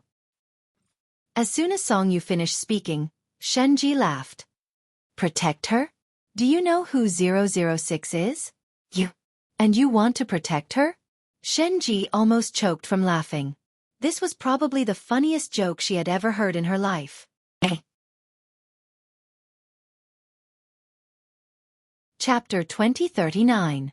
Shenji, who had planned on fighting Yun Jian again, crossed her arms and loosely placed her sword next to her arm. She looked at Songyu with disdain and continued to laugh. Kid, do you think 006 is from the same world as you? That's the funniest joke I've ever heard in my life. Do you know who 006 is? The number of people she's killed is more than the number of arrogant words you've said in your entire life. Who do you think you are? If this was in the past, 006 would have killed you in one blow. From the same world? Don't be so funny. Do you know that back then, dozens of high-level assassins with guns and bombs faced 006 alone? 006 didn't even have a sword, but in a few minutes, she took their guns and killed everyone. She was only 14 years old. Do you know that when she faced a powerful assassin organization, not only did she not get killed, she even wiped out that famous assassin organization? Don't talk about a gang leader like you. Do you know that international black market tycoons aren't even worthy of carrying her shoes? Although she and I are mortal enemies, I, Shenji, will only submit to 006 in my life. Putting aside everything else, she is 006, and she is the goal I have been pursuing all my life. Wherever 006 is, that's where the international tycoons, businessmen, and politicians won't dare to sleep. That's right. Shenji was in awe of Yun Jian from the bottom of her heart. But at the same time, Shenji was very strong. She refused to admit defeat. Even if it was 1,000 times, 10,000 times, she would still refuse to admit defeat to Yun Jian. Song Yu, Mo Lianhua, Mo Bufan, Brother Kai, and everyone else were shocked by Shenji's words. Yun Jian was actually such a terrifying person. Who was she? But before anyone could react, Shenji had already walked in front of Yun Jian and kicked away Song Yu, who was 1 meter away from Yun Jian. Then, Shenji met Yun Jian's eyes in front of everyone. Shenji, who had just been speaking up for Yun Jian, suddenly changed her expression. She laughed loudly and provoked Yun Jian. However, the stronger you are, the more I, Shenji, want to defeat you. My only goal in this life is to surpass you. Shenji's words sounded like a provocation, but also like a blood oath. Hearing Shenji's words, the others thought that Yun Jian was probably displeased that Shenji said something like that as well. But just as everyone thought so, they saw Yun Jian's lips curl into a red arc as she replied to Shenji in front of everyone. I'll give you 10 moves to repay your kindness. Last time, when the mysterious man had been collecting puppets, Yun Jian had asked Shenji to stop training puppets for the mysterious man. Shenji had given her face. This debt of gratitude was repaid today. Haha, then I won't hold back. Shenji, who had been speaking up for Yun Jian a second ago, now looked like he was dealing with an enemy. He mercilessly swung his sword at Yun Jian. The surrounding passers-by, as well as all the university students who were invited here, were so scared that they retreated to the corner. Although they didn't leave and waited to watch the show, they were still scared witless. Yun Jian. Song Yu wanted to go help Yun Jian, but when someone pulled him back to the corner, he pretended to be worried about Yun Jian, but he didn't break free. Both Yun Jian and this woman who called herself Shenji had swords in their hands. But the second before he swung his sword, he heard Shenji look at Yun Jian. Then, in front of everyone, he sneered at the cowering Song Yu. TSK. Coward. Kid, 006 isn't someone a piece of trash like you can covet. You and she are from 2 completely different worlds. Even if you're the son of an international arms tycoon, you're dreaming if you want to be in the same world as 006. Go to hell. A. Chapter 2040. After Shenji taunted Song Yu in front of everyone, he turned to look at Yun Jian and said faintly, "You're right. TSK, I didn't think you'd be bothered by trash like this after a few years. 006, based on your personality, it's a miracle that this guy is still alive." After Shenji had slashed at Yun Jian in front of everyone, Yun Jian hadn't fought back. She'd only dodged to the side. Shenji hadn't been in a hurry to attack and had started talking. Hearing Shenji's words, everyone's faces froze. Even if they were dumb, they knew that the person 006 was referring to must be Yun Jian. Song Yu and Mo Lianhua, who hadn't dared to speak from the beginning, were shocked by Shenji's words. Especially Song Yu. Song Yu and Mo Lianhua didn't doubt Shenji's words at all. After all, Song Yu and Mo Lianhua had seen with their own eyes how Yun Jian had killed 4 assassins at the pavilion, and then ordered Dai Annie and the other 2 to kill the dozen or so assassins. Now, a woman who called herself Shenji had appeared. What she said about Yun Jian was almost exactly the same as what Yun Jian had described back at the pavilion. Thus, when Song Yu and Mo Lianhua heard Shenji's words, their faces paled. Unexpectedly, Yun Jian didn't directly respond to Shenji's words. She raised her eyebrows slightly and said softly, 9 more moves. Just now, Yun Jian had let Shenji have 1 move. She'd said she'd let Shenji have 10 moves, not 1 less. TSK, 006, you're still the same. You're so calculative about this kind of thing. Shenji squeezed the long knife in her hand and smiled. Of course I'm calculative with you. Yun Jian returned Shenji's cold smile. Shenji tightened her grip on the long knife and suddenly walked to the side. I don't like being watched like a monkey. Let's go to an open space to fight. With that, Shenji left the crowd and walked to an open space halfway up the mountain. Seeing this, Yun Jian put away her butterfly knife and followed Shenji. Let's go and cheer for Yun Jian. Mo Bufan didn't understand the relationship between Yun Jian and Shenji, nor did he understand what they were talking about. However, he called the others from the martial arts club and quickly followed. Zhu Huili naturally followed. Brother Kai led a group of people and followed of them. Let's go. Miao Li and Shi Xiujuan. Song Yu cast a sidelong glance at Emolianhua and wanted to chase after her. Of course I was wrong. Of course. I'm of Mize. Please give me another chance. I beg you. Emolianhua grabbed Song Yu's hand and begged. The last time Emolianhua hid it from Song Yu, she had secretly torn the condom when they were having an affair. After Song Yu found out, he was so angry that he yelled at Emolianhua that he would break up with her if she got pregnant. Emolianhua went to the hospital for a checkup. Only then did she confidently tell Song Yu that she wasn't pregnant. She wanted Song Yu to give her another chance. But now that Song Yu had taken a liking to Yun Jian, he didn't want to go back. He pushed Emolianhua away and ran in the direction that Yun Jian had left. He didn't even look at Emolianhua. Emolianhua angrily chased after him. Gu Nianji, who was staying in the same hotel as Li Nong, didn't know that they were staying in the same hotel. That night, Yun Jian wasn't there. Gu Nianji was bored and decided to walk around Jiang City. She wanted to walk around mainly because she was too hungry. She hadn't even had dinner yet. Therefore, when she came out of the hotel room, Gu Nianji skipped and ran quickly. When she passed by the corner of the hotel, Gu Nianji ran too fast and bumped into a wall of flesh. She hissed and rubbed her head. Just as she was about to raise her head and scold the person who had come over for being blind, Gu Nianji stopped. She saw Li Nong standing in front of her. Li Nong glanced at Gu Nianji from the corner of his eyes. He obviously knew that Gu Nianji was staying in this hotel. Then, the words that came out of Li Nong's mouth made Gu Nianji want to tear his mouth apart on the spot. However, he had a cold expression on his face. On the outside, he said to Gu Nianji, "What a coincidence. I was just about to look for you. The last time you sat on my lap, I felt very comfortable. Your butt is so springy and fleshy. I like it very much. Can you let me touch it again? Eh?"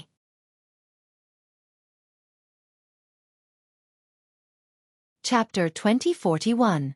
Last time, Gu Nianji accidentally fell into Li Nong's arms and even threw him to the ground. She sat on his lap. The feeling of flesh was something Li Nong had never felt before. Therefore, when Gu Nianji didn't react or even notice, Li Nong reached out and held her buttocks with both hands. He touched them and felt the woman's flesh. Li Nong liked this touch very much, so he wandered around the hotel for a few days. Today, he finally saw Gu Nianji. As soon as he saw her, she rashly bumped into his arms again. Her fleshy chest and enchanting figure made Li Nong swallow a mouthful of saliva. Therefore, the well-dressed Li Nong couldn't help but say such words. "I like it very much. Can you let me touch it again?" In the past, Li Nong was on the same side as the gods on the god continent. However, Li Nong was talented and had a low status. Those gods never gave Li Nong face and didn't even want to talk to him. If Li Nong was talented and had a low status, those gods would probably rush to talk to Li Nong. After all, to them, standing together with a piece of trash could highlight their status and nobility. In the god continent, Li Nong was isolated, which meant that he didn't have much contact with the gods, let alone female gods. Li Nong didn't even know that it was common sense not to touch a woman's buttocks. However, Gu Nianji, who called herself a matchmaker in the Yulong continent, knew. You, what did you say? Gu Nianji first hugged her chest with her hands, then suddenly realized that Li Nong wanted to touch her buttocks. She then put her hands under her waist to protect her buttocks. Then she looked at Li Nong with a covetous expression, as if to say, "If you dare touch my buttocks, I will definitely teach you a lesson. Pervert! I'm telling you, if you dare touch a single hair on my head, I will never let you off." Gu Nianji protected her buttocks and shouted at Li Nong. Seeing Gu Nianji holding her buttocks as if she was protecting her life, Li Nong frowned and asked, "Why? Why? Why are you still asking why? Are all the gods on the god continent so shameless?" Shameless. Gu Nianji's cheeks were red. She looked at Li Nong and shouted these words with a red face. As she spoke, Gu Nianji wanted to turn around and walk around to get out of the shameless Li Nong's field of vision. "Do you want to go to the divine continent?" Suddenly, Li Nong's magnetic male voice sounded from behind Gu Nianji. Gu Nianji didn't turn around because she was attracted by the pleasant and magnetic voice, But because she heard what Li Nong said, she suddenly stopped in her tracks, then stuck her head out and slowly turned her head back to look at him. Facts proved that Li Nong's words were very tempting. Can you really take me to the divine continent? Gu Nianji couldn't help swallowing when she heard this and asked again. Yes. Li Nong nodded. One had to know that to the people of the myriad continents, going to the gods' continent was their lifelong wish. After all, to the people of the myriad continents, the gods' continent was a place limited to legends. If they were able to travel around the gods' continent, some of the people on the myriad continents would die without regrets. Really? Are you telling the truth? Then bring me there quickly. Gu Nianji clasped her hands, which were covering her buttocks, and put them by her mouth. She pouted and looked at Li Nong with her little eyes blinking. Gu Nianji, who had just called herself sister, instantly turned into a little woman. My condition just now. Li Nong mentioned it. Gu Nianji clenched her fists and waved them in a place where Li Nong couldn't see. Then she said weakly, then I can only do it once. Once. As soon as Gu Nianji agreed softly, Li Nong, Chapter 2042. In order to go to Deity Continent, Gu Nianji had sold herself out. Of course, she was only selling herself out. It was just a touch. It was not like she would lose a piece of flesh. When she came back from visiting Deity Continent, she was going to beat this pervert to death. Sister Jian had actually taken in such a pervert as her disciple. At the same time, in the hotel hallway, Gu Nianji shut her eyes tightly as Li Nong wrapped his arms around her and placed his long hands on her butt. Ah, this pervert really dared to touch her butt. Gu Nianji was as red as an apple. Are you done? Gu Nianji covered her face, not daring to look at Li Nong. If she opened her eyes now, she would be able to gaze at Li Nong's chest. Right now, Gu Nianji's face and Li Nong's chest were only separated by her hand. Gu Nianji's hand was pressed against Li Nong's chest. Li Nong's chest was facing Gu Nianji as he wrapped his arm around her waist and placed his hand on her butt. Just as Gu Nianji urged Li Nong to stop and even pushed him away to tell him that it was enough, Li Nong's hand on Gu Nianji's butt grabbed. Ah! Gu Nianji cried out involuntarily. When she reacted, she pushed Li Nong away and looked at him in disbelief with a flushed face. I already said it's only for a while. How could you? Very soft, Li Nong commented. Gu Nianji's face flushed again. All right, hurry up and take me to Deity Continent. Gu Nianji said. Not now. Li Nong tilted his head and turned his handsome side profile in front of Gu Nianji. You're going back on your word. Gu Nianji was still embarrassed. Li Nong turned his head and presented his handsome face to Gu Nianji. The next second, he didn't say anything. He walked over and grabbed Gu Nianji's hand. Not long after, he brought Gu Nianji back to her hotel room, the venue of the gathering where Jiang City's top gang had sent out invitations. Yun Jian and Shen Ji had just arrived at a spacious area. The people who had followed Yun Jian and Shen Ji also followed them here.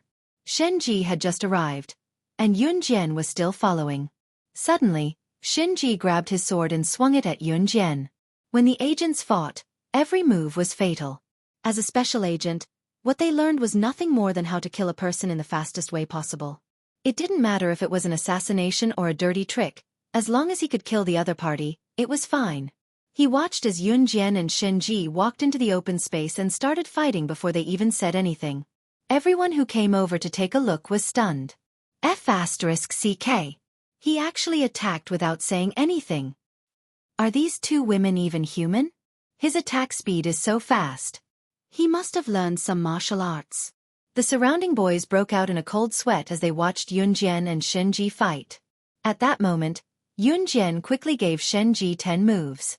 The real battle between the two had only just begun. What's going on? Song Fan, who was walking over with his old friends, asked when he saw Yun Jian and Shen Ji fighting. They said they're going to fight to see who wins, someone replied to Song Fan. As the leader of a gang in Zhongqing, Song Fan couldn't help but observe Yun Jian and Shen Ji seriously. He watched as Yun Jian started to attack after defending for 10 moves. Look at her. That girl's going to fight back.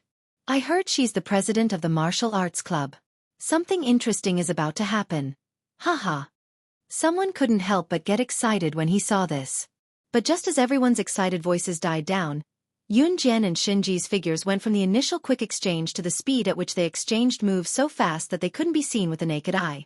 Seeing this scene, everyone's jaws dropped. Just as everyone's hearts tightened, Yun Jian had already used her butterfly knife to deflect Shinji's long sword. Shinji's long sword was flung dozens of meters away. Then, she moved sideways and circled behind Shinji. At the same time, Yun Jian's butterfly knife was pressed against Shinji's back, where his heart was. You lost. Yun Jian's crisp voice echoed throughout the arena. Yun Jian and Shinji had only been fighting for a minute. When experts fought, every move was fatal. The stronger they were, the faster they exchanged moves. Even though it was only a minute, Yun Jian and Shinji had already exchanged hundreds of moves. Neither of them showed any mercy. Anyone who could exchange hundreds of moves with Yun Jian was undoubtedly the best in the world. Ha 006, 2 years have passed. You're even stronger than before. Shinji chuckled with Yun Jian's butterfly knife pressed against his back. You've improved a lot too. Yun Jian sheathed her knife. If 2 years isn't enough, then 10 years. 006, I'll definitely surpass you. Shinji said as he walked towards his long sword. He planned to pick it up and leave. Yun Jian admired Shinji's unyielding spirit. She looked at Shinji's back and said in front of everyone, whether it's 10 years or 20 years, I'll be waiting. But as always, you'll always be my defeated opponent. Shinji snorted and bent down to pick up his sword. However, at that moment, a middle-aged man standing next to Song Fan suddenly pointed at Shinji's sword and said in a trembling voice, That sword! That sword! The mark on the sword! Song Fan, could it be that the woman your son is fighting with is Shura Shinji, number 2 on the assassin ranking? Legend has it that Shura Shinji has only ever taken one person as her opponent. That person is Slaying God, number 1 on the international secret agent ranking. That girl, could it be? A.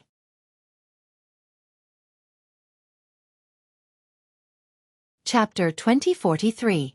Could that young lady be the legendary number 1 on the international secret agent ranking, the one who shakes the world with her name, Slaying God? The middle-aged man standing next to Song Fan spoke in a voice that everyone present could hear clearly. As soon as he finished speaking, everyone present was shocked. What? The number 1 on the international secret agent ranking? Mo Lianhua's eyes were wide open as she stared at Yun Jian in disbelief. She did not know what the number 1 on the international secret agent ranking signified. However, Mo Lianhua, Song Yu, Mo Bufan, and everyone else did not see wrongly. The middle-aged man standing next to Song Fan gulped when he heard the word Slaying God. Just the mention of that name was enough to make him tremble in fear. After he said the word Slaying God, he took 2 big steps back because he suspected that Yun Jian was that person. He hid himself in a corner before he dared to say the 2 words that sent chills down his spine. Uncle Zhang. What did you say? Song Yu's expression changed when he heard what the middle-aged man said. He looked at the middle-aged man and asked loudly in front of everyone. The middle-aged man whom Song Yu called Uncle Zhang was the one who had pointed out Yun Jian's identity in front of everyone. Uncle Zhang was an old friend of Song Yu's father, Song Fan. At the same time, he was also a big shot in the black market. Usually, when Song Yu was by Song Fan's side, he always saw this Uncle Zhang as solemn and dignified. Even if someone greeted him, Uncle Zhang was a calm and composed person who would only nod slightly. However, he saw something in Uncle Zhang's expression just now.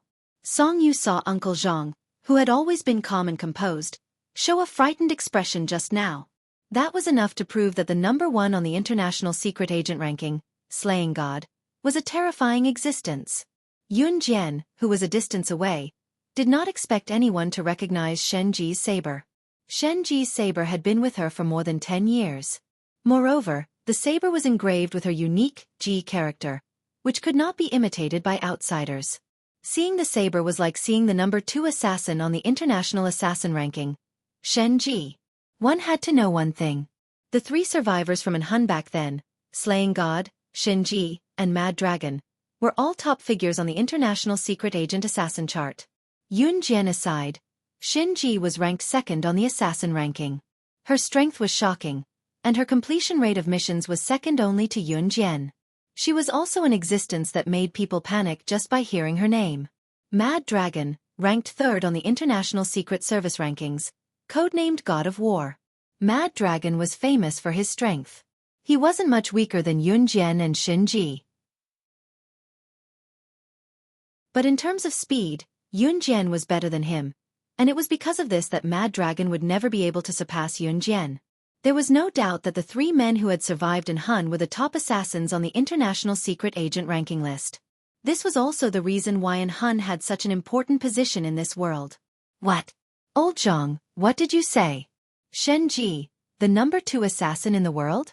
Slaying God, the number 1 on the International Secret Agent ranking. How is this possible? They're so young, how could they be such terrifying figures? Even Song Fan revealed a frightened and surprised expression in front of everyone. That's impossible, but that saber. Uncle Zhang immediately shook his head, refuting Yun Jian and Xueqi's terrifying identities in front of everyone. But he couldn't figure it out. If Xueqi wasn't the legendary number 2 assassin on the assassin ranking list, then why? Why would she have this saber?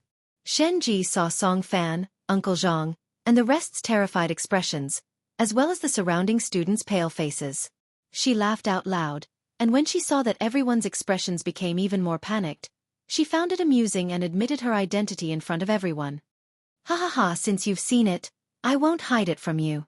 That's right, I am...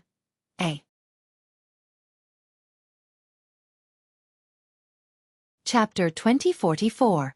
I'm Xueqi, number 2 on the assassin ranking. However, before Xueqi could finish his sentence, Yun Jian, who had walked up from behind Xueqi, elbowed Xueqi's waist. With this retort, Xueqi swallowed back the words he had been about to spit out. 006, you. If she's Xueqi, number 2 on the international assassin ranking, she would have been stupid enough to be killed. Otherwise, why would she be weaker than me? Yun Jian continued Xueqi's words and walked up to the crowd. Then, Yun Jian's eyes flashed sharply. She pursed her red lips and continued in front of the crowd. Her name is Xueqi, but it's just a coincidence. Or do you believe that I, who just turned 18, am the number 1 on the International Secret Agent ranking, slaying God? Yun Jian's words calmed the rowdy crowd down completely. That was right, she was only 18. Although the crowd did not know slaying God's age, she should be in her 30s or 40s to have such a battle record. Moreover, how could slaying God, who was number 1 on the International Secret Agent ranking, be a woman? No matter what, she should be a strong man, right? If that was the case, it was impossible for Xueqi to be number 2 on the International Assassin ranking. Song Fan, Uncle Zhang, and everyone around them heaved a sigh of relief at the same time. The president of our martial arts club is amazing. This is the glory of our martial arts club. Long live the president.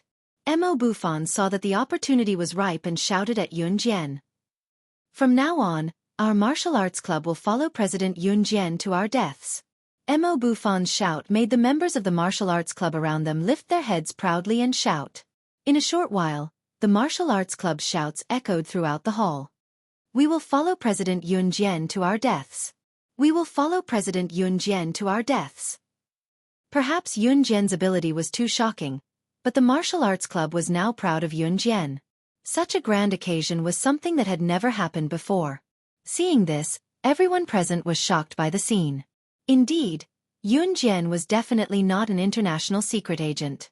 Otherwise, why would she be here? This was simply impossible. However, it was definitely not easy for a girl to subdue everyone in the martial arts club and make so many people accept her wholeheartedly. Xueqi blinked. In the end, he didn't say anything. He picked up his long knife and left. Since 006 doesn't want to expose her identity, she naturally has to give this face. It seemed that she, Xueqi, wasn't qualified. However, she would never give up. Unless she died. Otherwise, she would definitely surpass 006. Even if she couldn't surpass him, she would make it her life's goal. She would never stop improving her strength. This was a tacit understanding between Yun Jian and Xueqi. No one could be missing. Because the two of them, ever since Yun Jian was 5 years old in her previous life, They had regarded each other as mortal enemies. With the intention of surpassing each other, they progressed together and became the top existence that countless people could not touch. Let's work together and grow together. On the other side, Gu Nianji, who had been dragged into her hotel room by Li Nong, refused to go in no matter what. In the end, Li Nong simply carried her in horizontally. Why are you letting go of me? Don't think you can bully me just because you're a god. Sister Xiaoxin will tell my sister Jian to deal with you. You didn't do what you promised me. Gu Nianji struggled, but Li Nong threw her face down onto the bed. By then, the door was already closed. However, she felt a pair of perverted hands caressing and even scratching her buttocks from behind her waist. Li Nong's calm but infuriating voice came from behind Gu Nianji. It was not asking for Gu Nianji's permission but directly taking action. Acting first and reporting later. You're from myriad continents. It's not easy to stay in Deity Continent. For your safety, I'll protect you as long as you let me touch you again. A. Chapter 2045. As he said that, Li Nong grabbed another handful in a righteous manner. Don't grab me again. I'm begging you. I'm begging you, please. Gu Nianji was pressed against the bed with her stomach facing down. Li Nong was using his slender right leg to block her legs, and his hands continued to grab her. Pervert. Shameless. I still have to get married in the future. How can I get married like this? You pervert. Gu Nianji was being ravaged. Because her back was facing the ceiling, her legs were pinned down. Gu Nianji raised her head and tried to use the strength of her shoulders to arch up. But she was no match for Li Nong.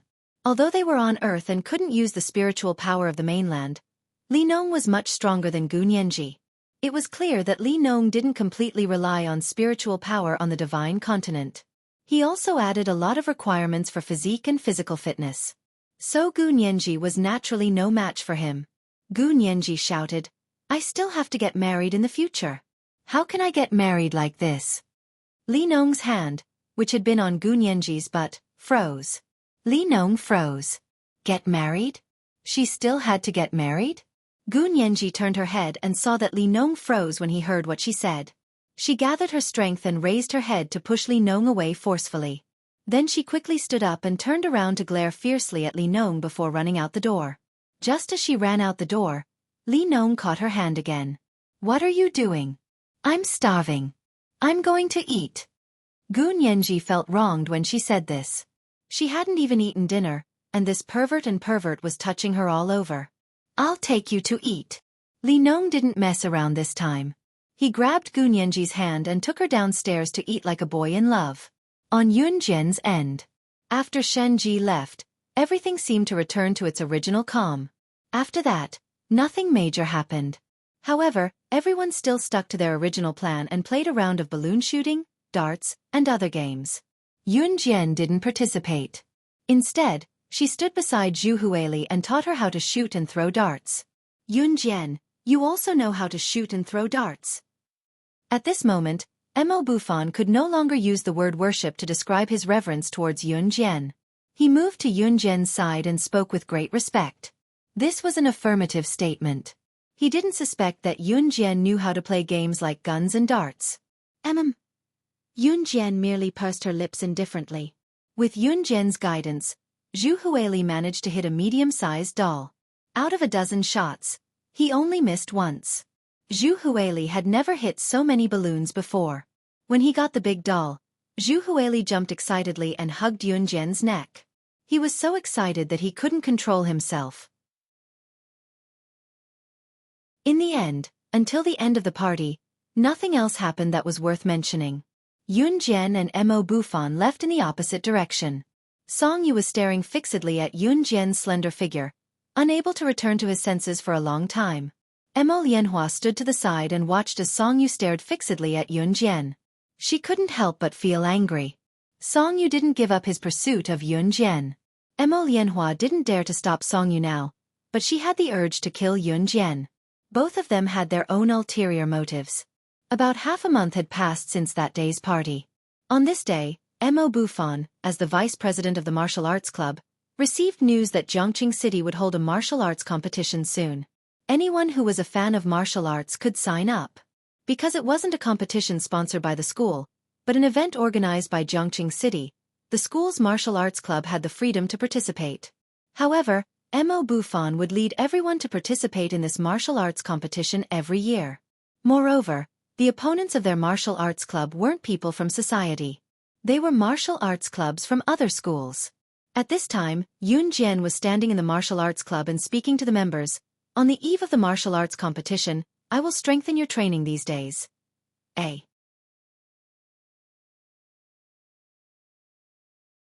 Chapter 2046. In the past, Mo Bufan would lead the members of the martial arts club to strengthen their training whenever the competition was about to begin. However, the person leading the martial arts club this year was not Mo Bufan, but Yun Jian. Yun Jian's words were echoed by most of the members of the martial arts club. For the competition, we're not afraid of any hardship or exhaustion. President, please increase the difficulty of our training. That's right. This time, we must trample the members of the martial arts club from Eastern University under our feet. Haha. With the president around, there won't be a problem. Last year, the martial arts club from Eastern University won first place, the Green Bull Gang from Dragon City University won second place, and we're only third. Now that the president of the Green Bull Gang has been killed by the president, as long as we defeat the martial arts club from Eastern University, the first place will belong to us. After Yun Jian finished speaking, the members of the martial arts club were in high spirits. The atmosphere at the scene was soon hyped up. Everyone in the martial arts club had witnessed Yun Jian's skills and strength. At that time, their admiration and trust for Yun Jian had been deeply ingrained in the hearts of the members of the martial arts club. I'll sign up for the martial arts competition tomorrow. In addition, the martial arts club that signs up for this year's competition needs to provide a club name. Everyone, think about what kind of club name our martial arts club should provide. At that time, Mo Bufan held a martial arts competition form in his hand and spoke to the crowd. How about the Invincible Gang? Isn't this name loud enough? Immediately, a boy mischievously said, Invincible Gang? What's the difference between that and the Green Bull Gang? Our martial arts club can't have such a tacky name. It's degrading our status. The members of the martial arts club discussed animatedly. Why don't we ask the president to help us come up with a name? Zhou Huntao blinked and looked at Yun Jian. Yes. Let the president do it. The president is the spiritual pillar of our club now. That's right. Immediately, someone agreed with Zhou Huntao. At that time, Yun Jian, who was surrounded by everyone, blinked her eyes. Are you sure you want me to come up with a name? Seeing this, Yun raised her eyebrows slightly and said, Yes. President, you're the best. A boy named Zhou Dun looked at Yun Jian and shouted. Zhou Dun was the fattest boy in the martial arts club. His body was like a meatball, and he walked unsteadily. He was a typical fat guy. As soon as Zhou Dun finished speaking, no one had any objections. Thus, everyone handed the name of the martial arts club to Yun Jian. Bang! At this moment, the mysterious door outside the martial arts club was kicked open. The person walked in angrily. After taking a few things from the martial arts club, she left angrily. Senior Huiling? Senior Sister Huiling is back? Where are you going, Senior Huiling? The person who returned was Kai Huiling. Kai Huiling was the third-year senior Yun Jian had pushed Zhu Huili when she first entered the university. Later, Yun Jian had stepped on her. Kai Huiling entered the martial arts society because of Mo Bufan. Since she was stepped on by Yun Jian in public last time, Kai Huiling had not appeared in school or the martial arts club for a long time. Kai Huiling, who appeared at that time, glared at Yun Jian fiercely and said to everyone, I want to leave the club. This kind of person is the president of our martial arts club. Sooner or later, she will be finished. Mo Bufan, you will regret it. Kai Huiling closed her eyes and shouted angrily at Mo Bufan. Then, she turned around and ran away. She was probably still expecting Mo Bufan to chase her back. Many girls who still stayed in the martial arts club had a good relationship with Kai Huiling. But at that time, when they saw Kai Huiling run out after saying those words to Yun Jian, no one chased after her. Senior Sister Huiling is really too much this time. Yes. Our new president is really amazing. Anyway, this time, I will definitely stand on our new president's side. After Kai Huiling left, the girls in the martial arts club still turned to Yun Jian's side. This was Yun Jian's charm. At that time, Yun Jian had already become the god in the eyes of the boys and girls in the martial arts club without her saying anything. Shrine. Just when everyone was talking about what Kai Huiling said before she ran away, Yun Jian suddenly raised her red lips and said in public, "Is this the name of our martial arts club?" Mo Bufan heard it and asked Yun Jian on behalf of everyone. However, Yun Jian, who was standing in front of everyone, nodded. The slightly raised red arc deepened again. She pursed her lips and explained in public why the club was named Shrine. The god of Zhongqing, the only club. Therefore Shrine.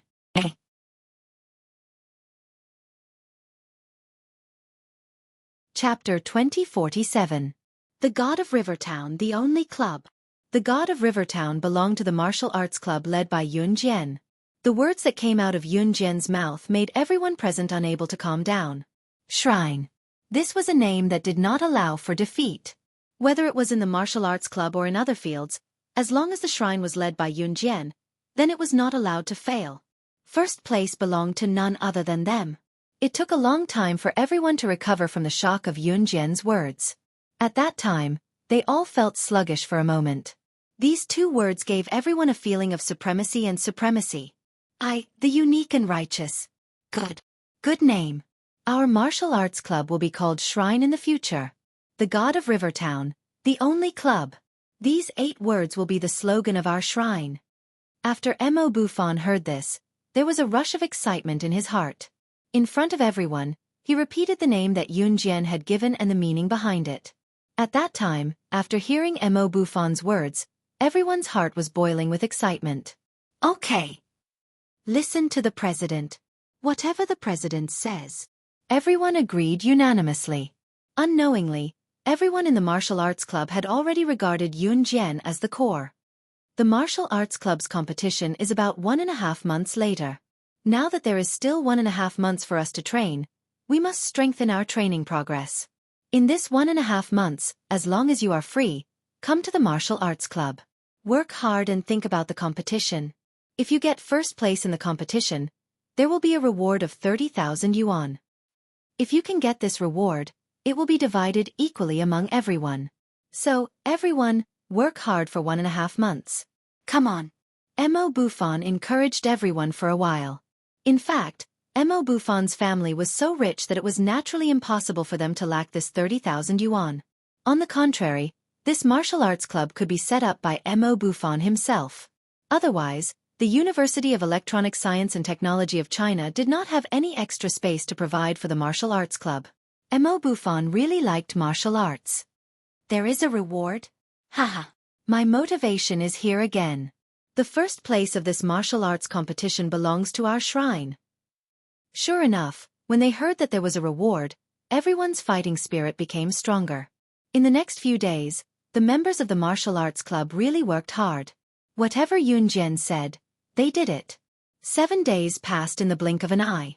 At the end of November, the weather had become very cold. In places like Zhong City where winter came earlier, many students had already put on thick cotton-padded jackets.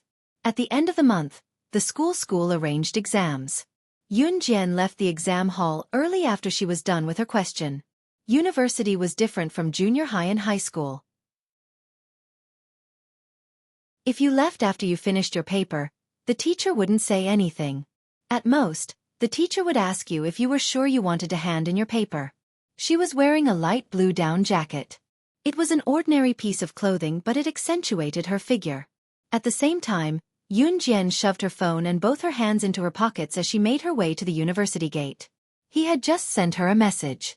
He was waiting for her at the entrance of the university.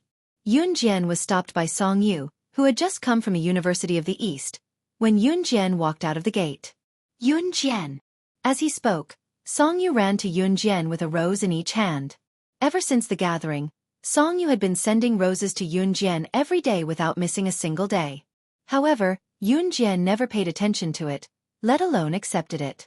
Mo Lianhua watched Song Yu run towards Yun Jian. She was in a daze and was supported by Pan Qian. This little b asterisk tch. She doesn't accompany her rich, short, and fat boyfriend.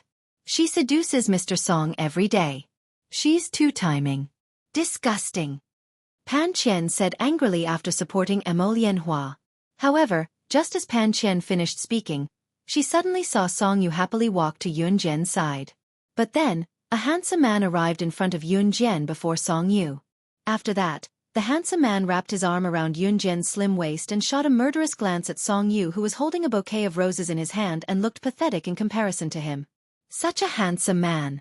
He hugged Yun Jian's slender waist in front of everyone. Mo Lianhua and Pan Qian were drooling. Who was he?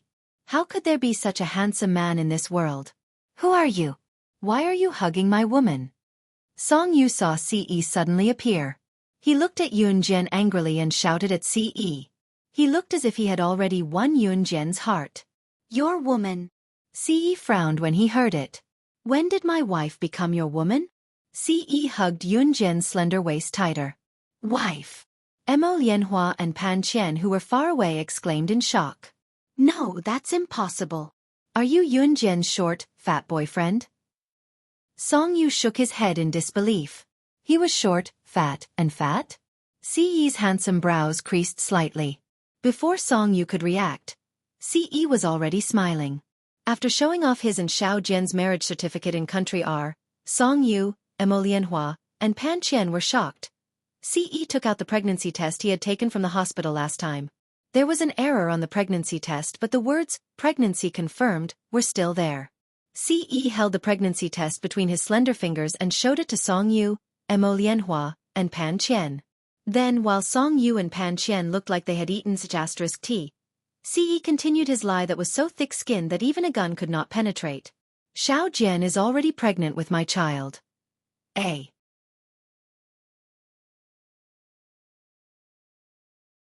Chapter 2048. Yun Jian glanced at the pregnancy test slip in Ce's hand and blushed. She did not expect him to hide the paper. Yun Jian had a bad feeling that this piece of paper might very well replace the country or marriage certificate. No, that's impossible. This has to be fake. It's fake. Song Yu shook his head as he held the rose in his hand.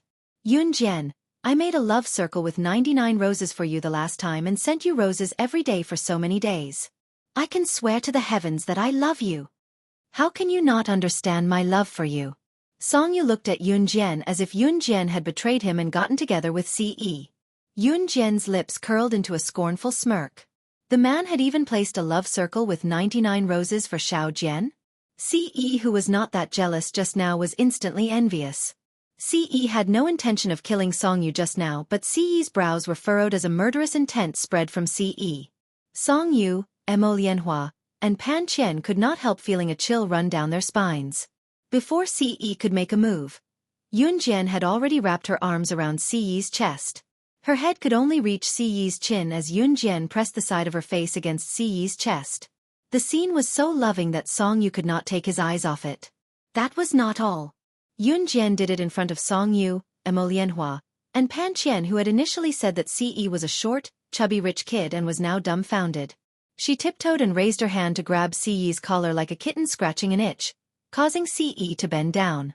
She, on the other hand, brought her red lips to Ce's and offered a kiss in front of everyone. After a light peck, Yun Jian pressed the side of her face against Ce's chest again. After the action that was more intimate than a couple's, Yun Jian cooperated with Ce and said something that nearly angered the trio. We're already married. Love is a matter between husband and wife. It's reasonable even if I'm pregnant. What's wrong with that? Yun Jian spoke smoothly. Ce, who could feel Yun Jian's face pressing against his chest, broke into a smile when he heard her words. His Xiao Jian knew how to say something so touching too. The words love between a man and a woman, matters between husband and wife, and pregnancy struck Song Yu's heart like a thunderclap. Mo Lianhua had long forgotten that Song Yu was pursuing Yun Jian. She kept her eyes on Ce, unable to believe that this man who was more handsome than any man who walked out of a comic was Yun Jian's boyfriend. The legendary short and fat man. Pan Qian was rooted to the spot in shock as well. Could someone tell her why Yun Jian's boyfriend was so handsome? No. Handsome was not even the word to describe him. He was so handsome that it was impossible to find a second person like him in this world. His handsome face that looked like it was sculpted with chiseled features was flawless. When he stood next to Yunjian, one was handsome while the other was as beautiful as jade. There was no flaw to pick out. Emo Lianhua and Pan Qian were envious of the scene. Even so, there's no one more compatible than us in this world. Yunjian, you have to be mine. Look, you're from the bloody world too. So am I. My dad's the boss of River City's top mafia group. Come with me, I won't despise you. Even if you're pregnant with someone else's child, you just have to abort it. Even after listening to Shenji's words and knowing this now, Songyu refused to let go. As he spoke, Songyu reached out to grab Yunjian's wrist. However, before his hand could touch Yunjian, he was sent flying more than 10 meters away with a kick. The one who did it was undoubtedly Ce. After sending Songyu flying more than 10 meters away with a kick, Ce's murderous intent flared. He glared coldly at Songyu, who was about to spit blood, and warned him icily. Songyu, who had fallen to the ground, was so shocked that his heart was pounding. How dare you covet my woman? The top mafia group in River City, huh? Very well. Your father's gang is now in an Hun Group's must-kill list. A.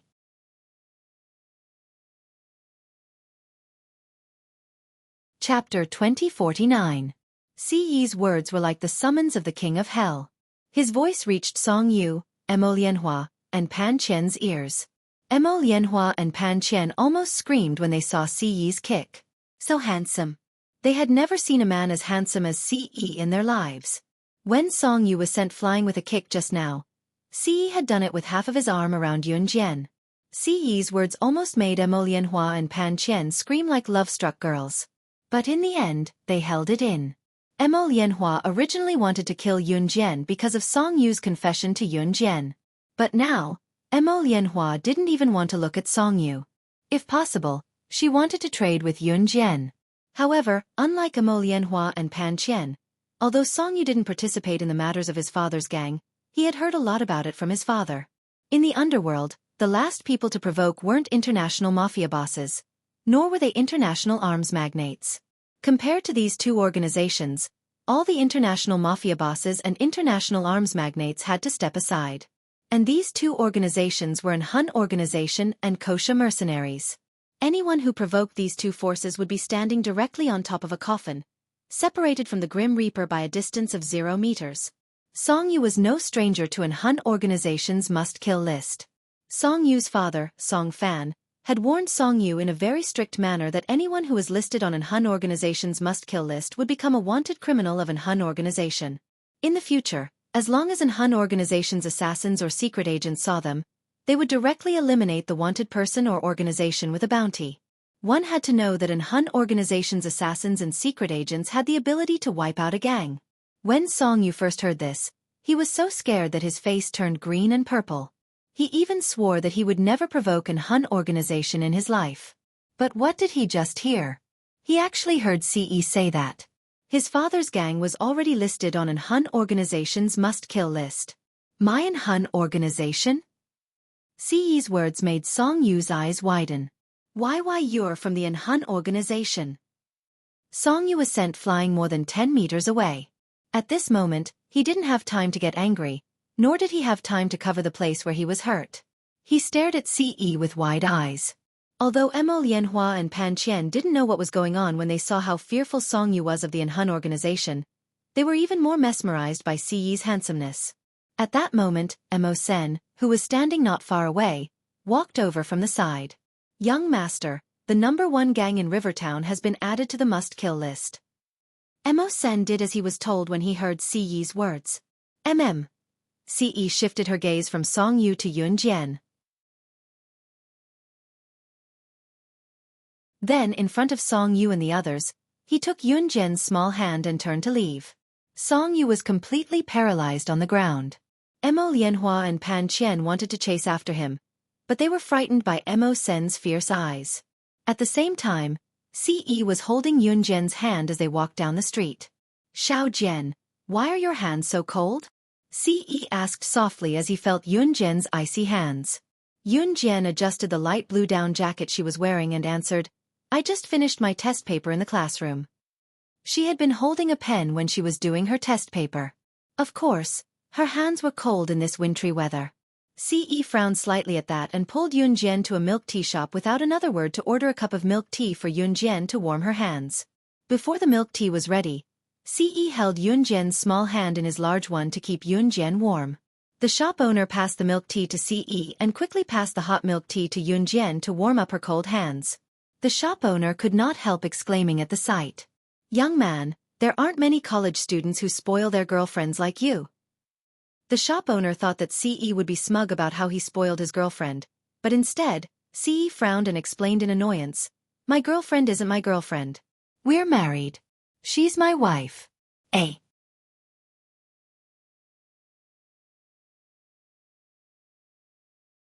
Chapter 2050.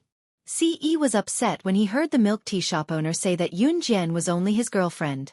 When the milk tea shop owner heard Ce's explanation, his expression froze for a moment. Then, he immediately put on an "I know everything" attitude. He didn't believe that Ce and Yunjian were married. However, the shop owner believed that Ce completely doted on Yunjian. The weather was so cold that it felt like winter. The passers-by on the street didn't even want to take their hands out of their pockets. However, Ce used his large palms to warm Yunjian's icy cold hands. When the milk tea was ready, he immediately handed it to her. The shop owner was experienced and had a wife whom he loved deeply. He nodded with a smile. Although he believed that Ce and Yunjian's marriage was fake, he still nodded as though he believed it. He looked at Yunjian and couldn't help but sigh. "Miss, you have a husband who loves you deeply. Since you're a couple, then live well together. Hee, play when it's time to play, and study hard when it's time to study." The shop owner looked kindly at Yunjian and Ce as he exhorted them. The shop owner thought that Yunjian and Ce were both university students and that he was only in his 40s. However, his kind expression made him seem like an old man in his 50s or 60s who was carefully exhorting the younger generation. When Yunjian heard the shop owner's words, she was stunned. However, her red lips curled up slightly. "You old thing, there's a mountain of customers behind us. You're going to make me busy. Hurry up and help us." The shop owner's wife was busy making the milk tea and fried chicken. She was too busy to handle everything. She gently pulled the shop owner's ear and yelled at him in a playful tone. After being yelled at by his in-laws, the shop owner happily waved goodbye to Yunjian and Ce and went back to work. The lady boss was fierce to her husband, but when she saw Yunjian and Ce, she nodded and smiled before continuing with her work. In this era, milk tea franchises were not popular yet. The business of this milk tea shop was very good, but the words on the shop sign indicated that the milk tea shop had not joined. The Zhang family's husband and wife milk tea shop. After that, Ce didn't say anything. He pulled Yunjian away and returned to his and Yunjian's cozy room. Ce had bought a luxurious suite in Rivertown. Whenever he was free to come to Rivertown, Yunjian would move out of her dormitory and stay there. In college, there were many girls who went out with their boyfriends at night. No one would know that Yunjian was not in the dormitory. So, softer. Yunjian bit Ce's fleshless shoulder as Ce did the shameful thing to her. At the same time, both of them were staying in the luxurious suite that Ce bought to make it easier for him to meet Yunjian. The orange light in the room shone down. It was dim but not cool. In spite of it, Yunjian could see clearly what Ce was doing on top of her. Even when he was doing this kind of thing, his handsome face didn't have the slightest change in expression. If it were not for the fact that Ce was naked, Yunjian would have thought that she was the only one who was doing something so perverted. Ce was so forceful that Yunjian almost could not hold it in and wanted to cry out, but she swallowed it back into her stomach. It was embarrassing enough to do something like this. If she cried out again, where would her dignity go? "Xiao Jian, cry out if you can't hold it in." Ce tightened his grip and arched his handsome face. Yunjian pressed her face against his shoulder, too shy to look at him. "Xiao Jian, you don't have to hold it in front of me. Be good and cry out," Ce said, the curve of his handsome face deepening. Then, he bit Yunjian's ear. Yunjian went limp and numb. Unable to hold it in any longer, she moaned shyly.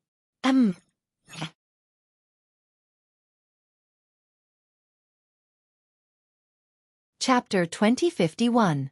Yunjian, who had been forced to scream by Ce, couldn't hold it in anymore. Of course, this was the result of Ce's hard work. At that time, it had been more than 20 days since Li Nong had promised to take Gu Nianji to the Divine Continent.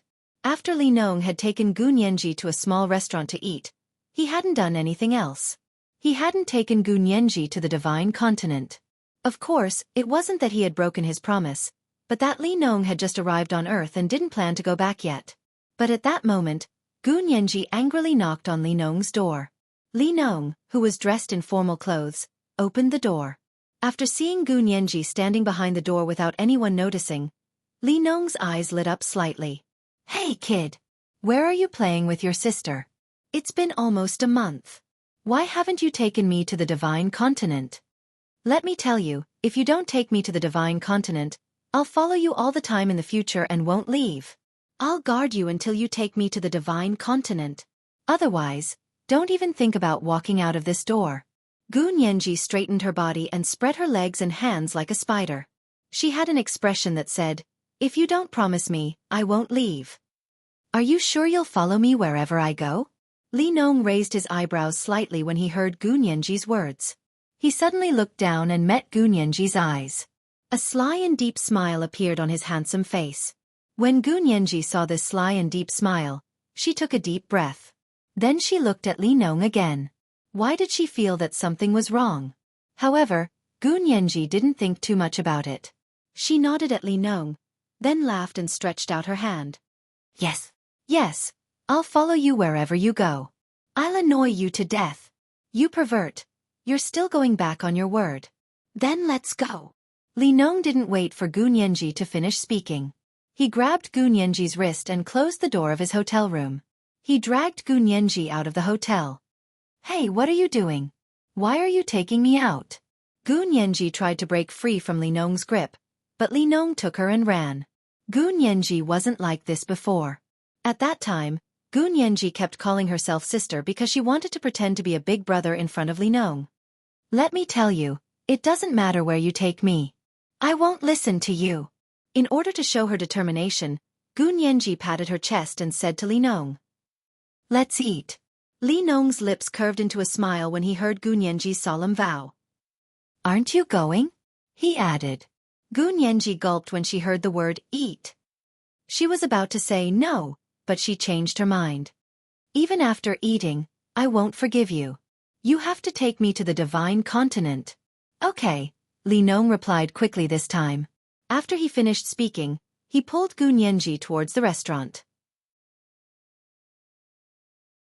Gu Nianji, who was so focused on eating, didn't realize that someone was holding her hand and didn't let go the whole way.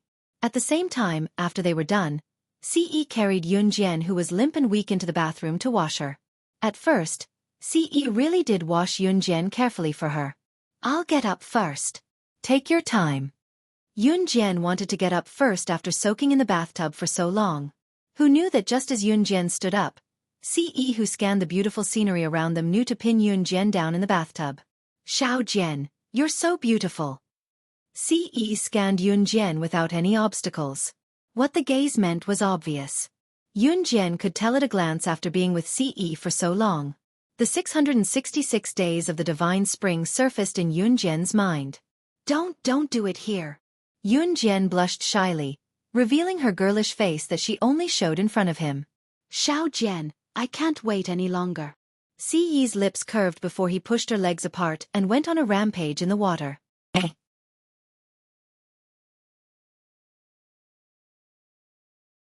Chapter 2052. Like a small boat gently brushing against the surface of the water, the two of them hugged each other endlessly. The night was still long. The room was filled with romance. Ce would visit Yunjian several times a month. Although Ce didn't visit her often during the first 2 months when she returned to Earth, Ce had become a habit. She would visit Yunjian 3 times a month and stay for 2 days each time. Of course, Ce would usually visit Yunjian during the weekend. After 2 days, Yunjian would go back to her dormitory. Xueqi was already used to Yunjian moving out for 2 days whenever Ce came.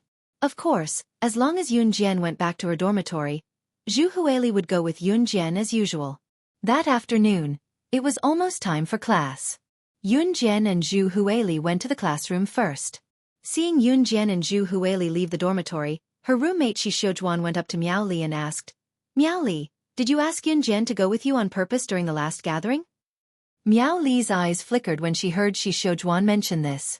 Although Miao Li and Xueqi were good friends, Miao Li didn't want Xueqi to know about this. Miao Li had secretly handed over the information to Song Yu behind everyone's back. What? When did I do that? Miao Li pretended not to know. Tisk, stop pretending. You didn't even tell me, your good friend. What do you mean? I just found 10,000 yuan in your bag. That's 10,000 yuan. If Song Yu didn't ask you to give it to him, could it be your own money? I know how much money your family has. Xueqi said with some dissatisfaction. Xueqi, I didn't hide it from you on purpose.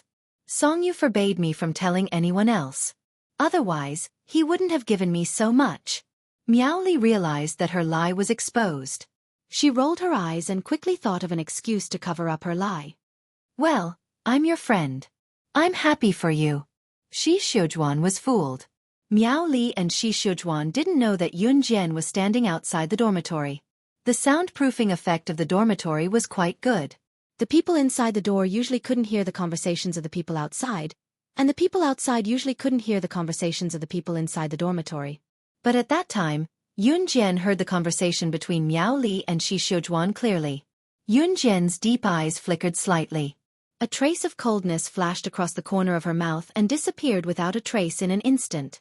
Seeing that Zhu Huili didn't notice her and stopped walking, Yunjian followed in 2 or 3 steps, as if she didn't notice anything. After the scheduled classes in the afternoon, the students all left the classroom. The head teacher, who hadn't appeared for a month, finally showed up. At this time, most of the students in the classroom had just left. A few were still in the classroom. Miss Yu, the head teacher who hadn't appeared for a long time, first waved at Yunjian and then walked over with a smile. You're Yunjian, right? Miss Yu was a female teacher in her 40s. She was about 1.55 meters tall. She wasn't tall, but she was quite well proportioned. It was obvious that she was married and had a child. Yunjian nodded and said calmly, "Yes." Seeing this, Miss Yu walked up to Yunjian with a smile. In front of some of the students in the classroom, she directly praised Yunjian. You got first place in the freshman examination this time. Especially your English essay. Even our English professor was full of praise after reading it. Miss Yu praised her first. It should be known that ordinary students would have laughed happily after hearing the teacher's praise. They would be as happy as kindergartners who had received lollipops. However, Yunjian in front of her seemed to have expected this result. She replied calmly, "Yes." Miss Yu was stunned. She didn't expect Yunjian to have such an attitude. However, after being stunned for a while, Miss Yu wasn't overly shocked. She didn't continue to praise her. Instead, she directly stated her purpose for coming. Miss Yunjian, the Normal University of Zhongqing next door, wants to organize a volunteer teaching activity for college students in the countryside. Our school has a total of 4 places, and they will be given to the top student of each grade. This volunteer teaching activity is a rare opportunity. It lasts for a week.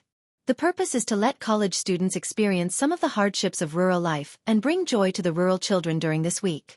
Are you willing to represent our school to teach in the countryside for a week? A.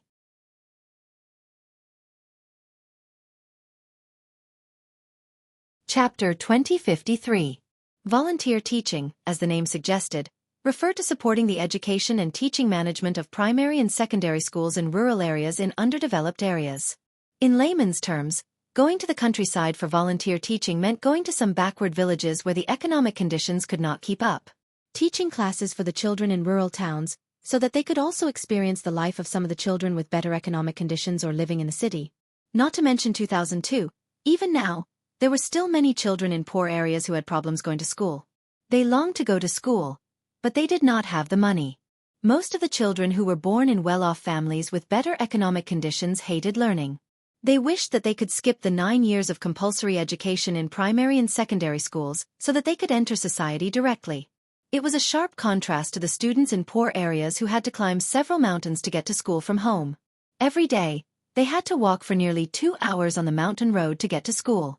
The volunteer teaching that Miss Yu mentioned was a group of university students who went to rural areas in poor mountainous areas to help the children grow and learn. Of course, university students who went to rural areas usually did not stay for long. Seeing that Yun Jian did not respond after hearing what she said, Miss Yu tempted Yun Jian again in order to make her agree to participate. Although the environment in rural areas will be tough, it will only be for a week. You can just take it as a trip to another place. Moreover, if you do a good job, the school will reward you. What reward? Before Miss Yu could finish speaking, Yun Jian interrupted her. Indeed, Miss Yu really hoped that Yun Jian could go with her. This was because Yun Jian's participation represented her, Miss Yu's glory. After all, the University of Electronic Science and Technology of China was not the organizer. Therefore, only 4 people from each school would go. In each year, the 4 most outstanding students from the freshmen, sophomores, juniors, and seniors would be qualified to go. The reward was actually just a cover. Teachers usually thought that since they had made such a request, the students would definitely not dare to go against the teacher directly. Therefore, they would have to be obedient. Miss Yu did not expect that Yun Jian would really ask about the reward. You'll know when the reward is out. I've already registered your name. Pack up tonight and go to the gate of Zhongqing Normal University at 1 o'clock tomorrow afternoon. Someone will pick you up. Miss Yu directly said this. This was Miss Yu's true motive. Most of the teachers in the school thought that they were teachers and that they could make decisions for any student. What if you don't agree? Okay, the graduation certificate will be delayed or withheld. The students were forced to agree. If I want to apply for leave in the future, I don't need any reason. If you agree, I'll apply for it. Otherwise, you'll be the one applying for it. If you want to apply for it, you can go by yourself. Just as Miss Yu was about to leave after announcing this, Yun Jian's voice came from behind Miss Yu. Upon hearing this, Miss Yu was stunned. An ordinary female student actually dared to go against the decision of a teacher? This is not a third-rate university. Usually, students who wanted a graduation certificate would leave a good impression on their teachers. Miss Yu was stunned by Yun Jian's words. Then, she decisively took out her graduation certificate and said, I asked you to teach in the countryside because of your academic qualifications. If you don't even agree to do this little thing that the school asked you to do, then the school has the right to withhold the graduation certificate that you could have received directly after your senior year. A few naughty students in the previous cohort I taught had their graduation certificates confiscated. In the end, their parents used their connections and went to the school every day to beg for it. In the end, the school reluctantly gave it to the parents because they were pitiful and sincere. You're a girl. It's not easy for your parents. If you want to be thick-skinned and want your parents to go to the principal's office to beg for your graduation certificate, then it's up to you. Even a fool could tell that these 2 or 3 sentences that the teacher often said were threats. The meaning of these words was that without their graduation certificate, Yun Jian would not be able to survive for the rest of her life. She had thought that Yun Jian would be so frightened that she would apologize to her immediately after hearing these few sentences. However, what Miss Yu saw was Yun Jian's cold smile. She crossed her arms and waited for her to finish speaking before speaking to her in a flat and indifferent tone. Don't you know what kind of connections I used to get into the University of Electronic Science and Technology of China? Why would I care about a mere graduation certificate from your school? As long as you agree to the reward, I'll participate. I'm giving you face. Don't refuse a toast only to be forced to drink a forfeit. Otherwise, in Country Z, I can make sure that no school dares to accept a teacher like you. If you don't believe me, you can give it a try. A.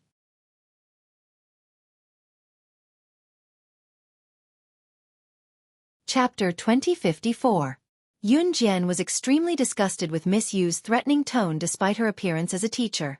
Therefore, she directly said such words to Miss Yu in front of Xueqi and the other students who had not yet left after class.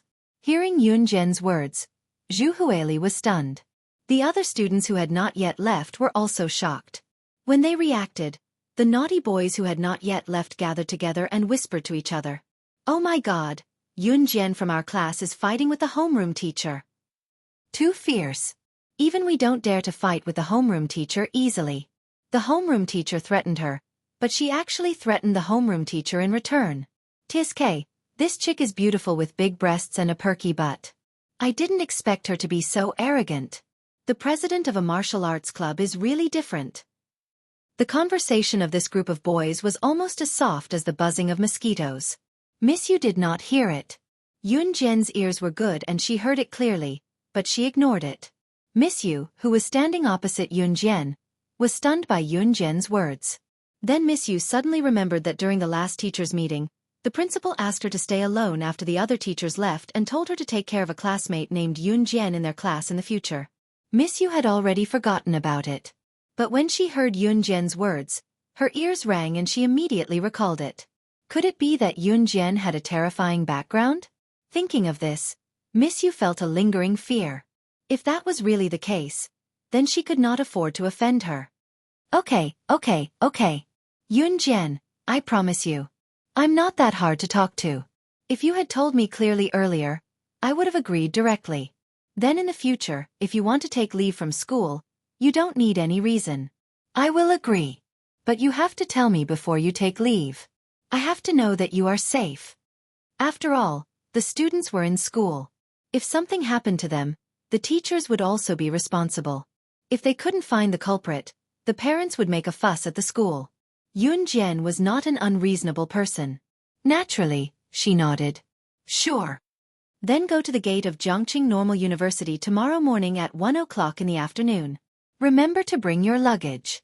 A teacher will stand there with the registration form to count the number of people. Just go and register. After that, follow the group. Seeing that Yun Jian agreed, Miss Yu told Yun Jian the plan.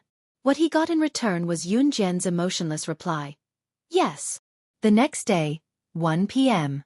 She appeared at the entrance of River City Normal University. Not a minute too early nor too late.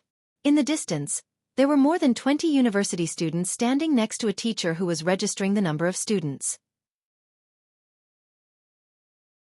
From the looks of it, these 20-odd college students were obviously students from Jiangqing Normal University. This event was organized by Jiangqing Normal University. Therefore, the students from other universities only had 1 or 2 students. Some had at most 4 students, while the others only had 1 or 2 students. Yun Jian stepped forward. School, name. The teacher who was registering the number of students glanced at Yun Jian and asked. Yun Jian from Jiangqing University of Electronic Science and Technology of China, she replied indifferently. The teacher who was registering the number of students immediately recorded the data. Oh my! It's actually the legendary person from Jiangqing University of Electronic Science and Technology of China. The one who took over the martial arts club as soon as she entered university. She even won the adoration of Mr. Song from Dongfang University. That's Yun Jian. Perhaps because Yun Jian's reputation was too well known, the girls from Jiangqing Normal University immediately recognized Yun Jian. Speaking of which, I heard that Mr. Song from Dongfang University next door didn't come to school a few days ago. It seems that something happened at home? The voices of the girls rose and fell one after another. No one had the intention to pay attention to Yun Jian. In response, Yun Jian signed up and put her hands in her trouser pockets. She didn't care. It's you. Are you also going to the countryside to teach? About 5 minutes after Yun Jian stood to the side, a girl who was dressed very prettily and gorgeously walked over. The girl's eyes lit up when she saw Yun Jian as she came over to greet her in surprise.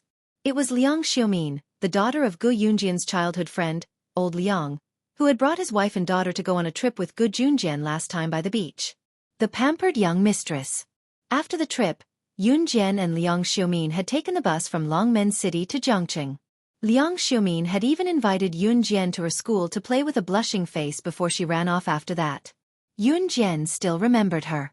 She was a girl who did not share the same heart and looked unfriendly on the outside but had a pure heart.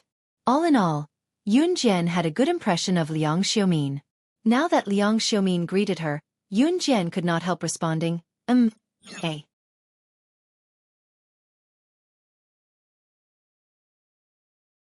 Chapter 2055. That's great. My dad signed me up secretly, saying that he wanted to use this opportunity to let me experience what a poor life is like. I don't want that. Besides, I don't have any friends. Now that you're here, that's great. Liang Xiaomin skipped 2 steps toward Yun Jian and hooked her arm around Yun Jian's like a naughty girl. Yun Jian did not avoid her, clearly not repulsed by Liang Xiaomin. Liang Xiaomin's father, old Liang, had long realized that his daughter had been spoiled by him. She threw tantrums every day even though she was not a bad person. As a matter of fact, the school was organizing a volunteer education program in the countryside. Old Liang used his connections to get Liang Xiaomin into the program. This time, he was determined to let his spoiled daughter experience what it was like to live in a poor mountainous area. When she returned in the future, he hoped that his daughter would be able to rein in her temper during this volunteer education program. "Let's go sit over there. My legs are aching." After waiting for about 15 minutes, Liang Xiaomin bent over and massaged her legs. She did not even have the strength to straighten her back. She looked up at Yun Jian and spoke. Yun Jian replied softly. Liang Xiaomin then walked excitedly to the flower bed made of ceramic tiles and sat down on the tiles that were barely enough for one person to sit on. Yun Jian, on the other hand, stood aside without saying a word. After everyone had arrived, they each carried their travel backpacks filled with clothes and daily necessities and boarded the bus. The bus bumped along the way as it headed toward the destination. It took them 5 hours to arrive at the border of H province from Zhe province. Many people on the bus were already impatient.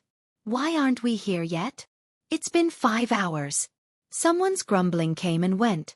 Some people on the bus were already taking a nap. Yun Jian and Liang Xiaomin sat in the same row. Liang Xiaomin had already fallen asleep from fatigue. Yun Jian was resting with her eyes closed as well. At the back seat of the bus, a guy was telling a bunch of girls a story excitedly. He was even showing off in all sorts of ways. The girls were very interested as they cheered excitedly. "Have you heard of the director of New Cruise? Heh, that's amazing. It's only been 3 years since she started New Cruise, and now it's already on the international stage." This boy's name was Shen Qingjiang. He didn't look very good, but he was tall and lean. He usually liked to sit among a group of girls and brag. Needless to say, there really were such people in this world. They weren't good-looking, but they were popular with girls just because of their mouths. This was probably referring to Shen Qingjiang. "Wow, that's amazing." Immediately, a girl seemed to be shocked and responded with a sentence. "Of course. My dad has connections in New Cruise."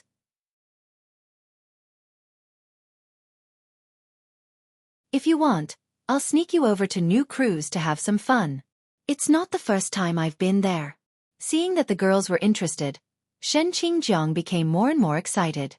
Seeing that he was surrounded by familiar faces, Shen Qingjiang could not help but tell them about what he did in New Cruise the last time he was there. "Let me tell you a secret. I stole a treasure from New Cruise the last time. Those staff members were so stupid that they didn't notice." Haha. Shen Qingjiang told them about how he stole a treasure from New Cruise as if it was a glorious deed of chivalry. Once he said that, another group of ignorant girls exclaimed. "New Cruise is an international company. Brother Jiang, you're amazing. You didn't even get caught stealing from New Cruise. You can go and be a master thief. You're so cool." "That's right. That's amazing. I think even the international master thieves aren't as good as you." While the girls were chatting, Yun Jian, who had her eyes closed, suddenly opened them. No one noticed that her sharp eyes reflected a thick murderous intent at the same time.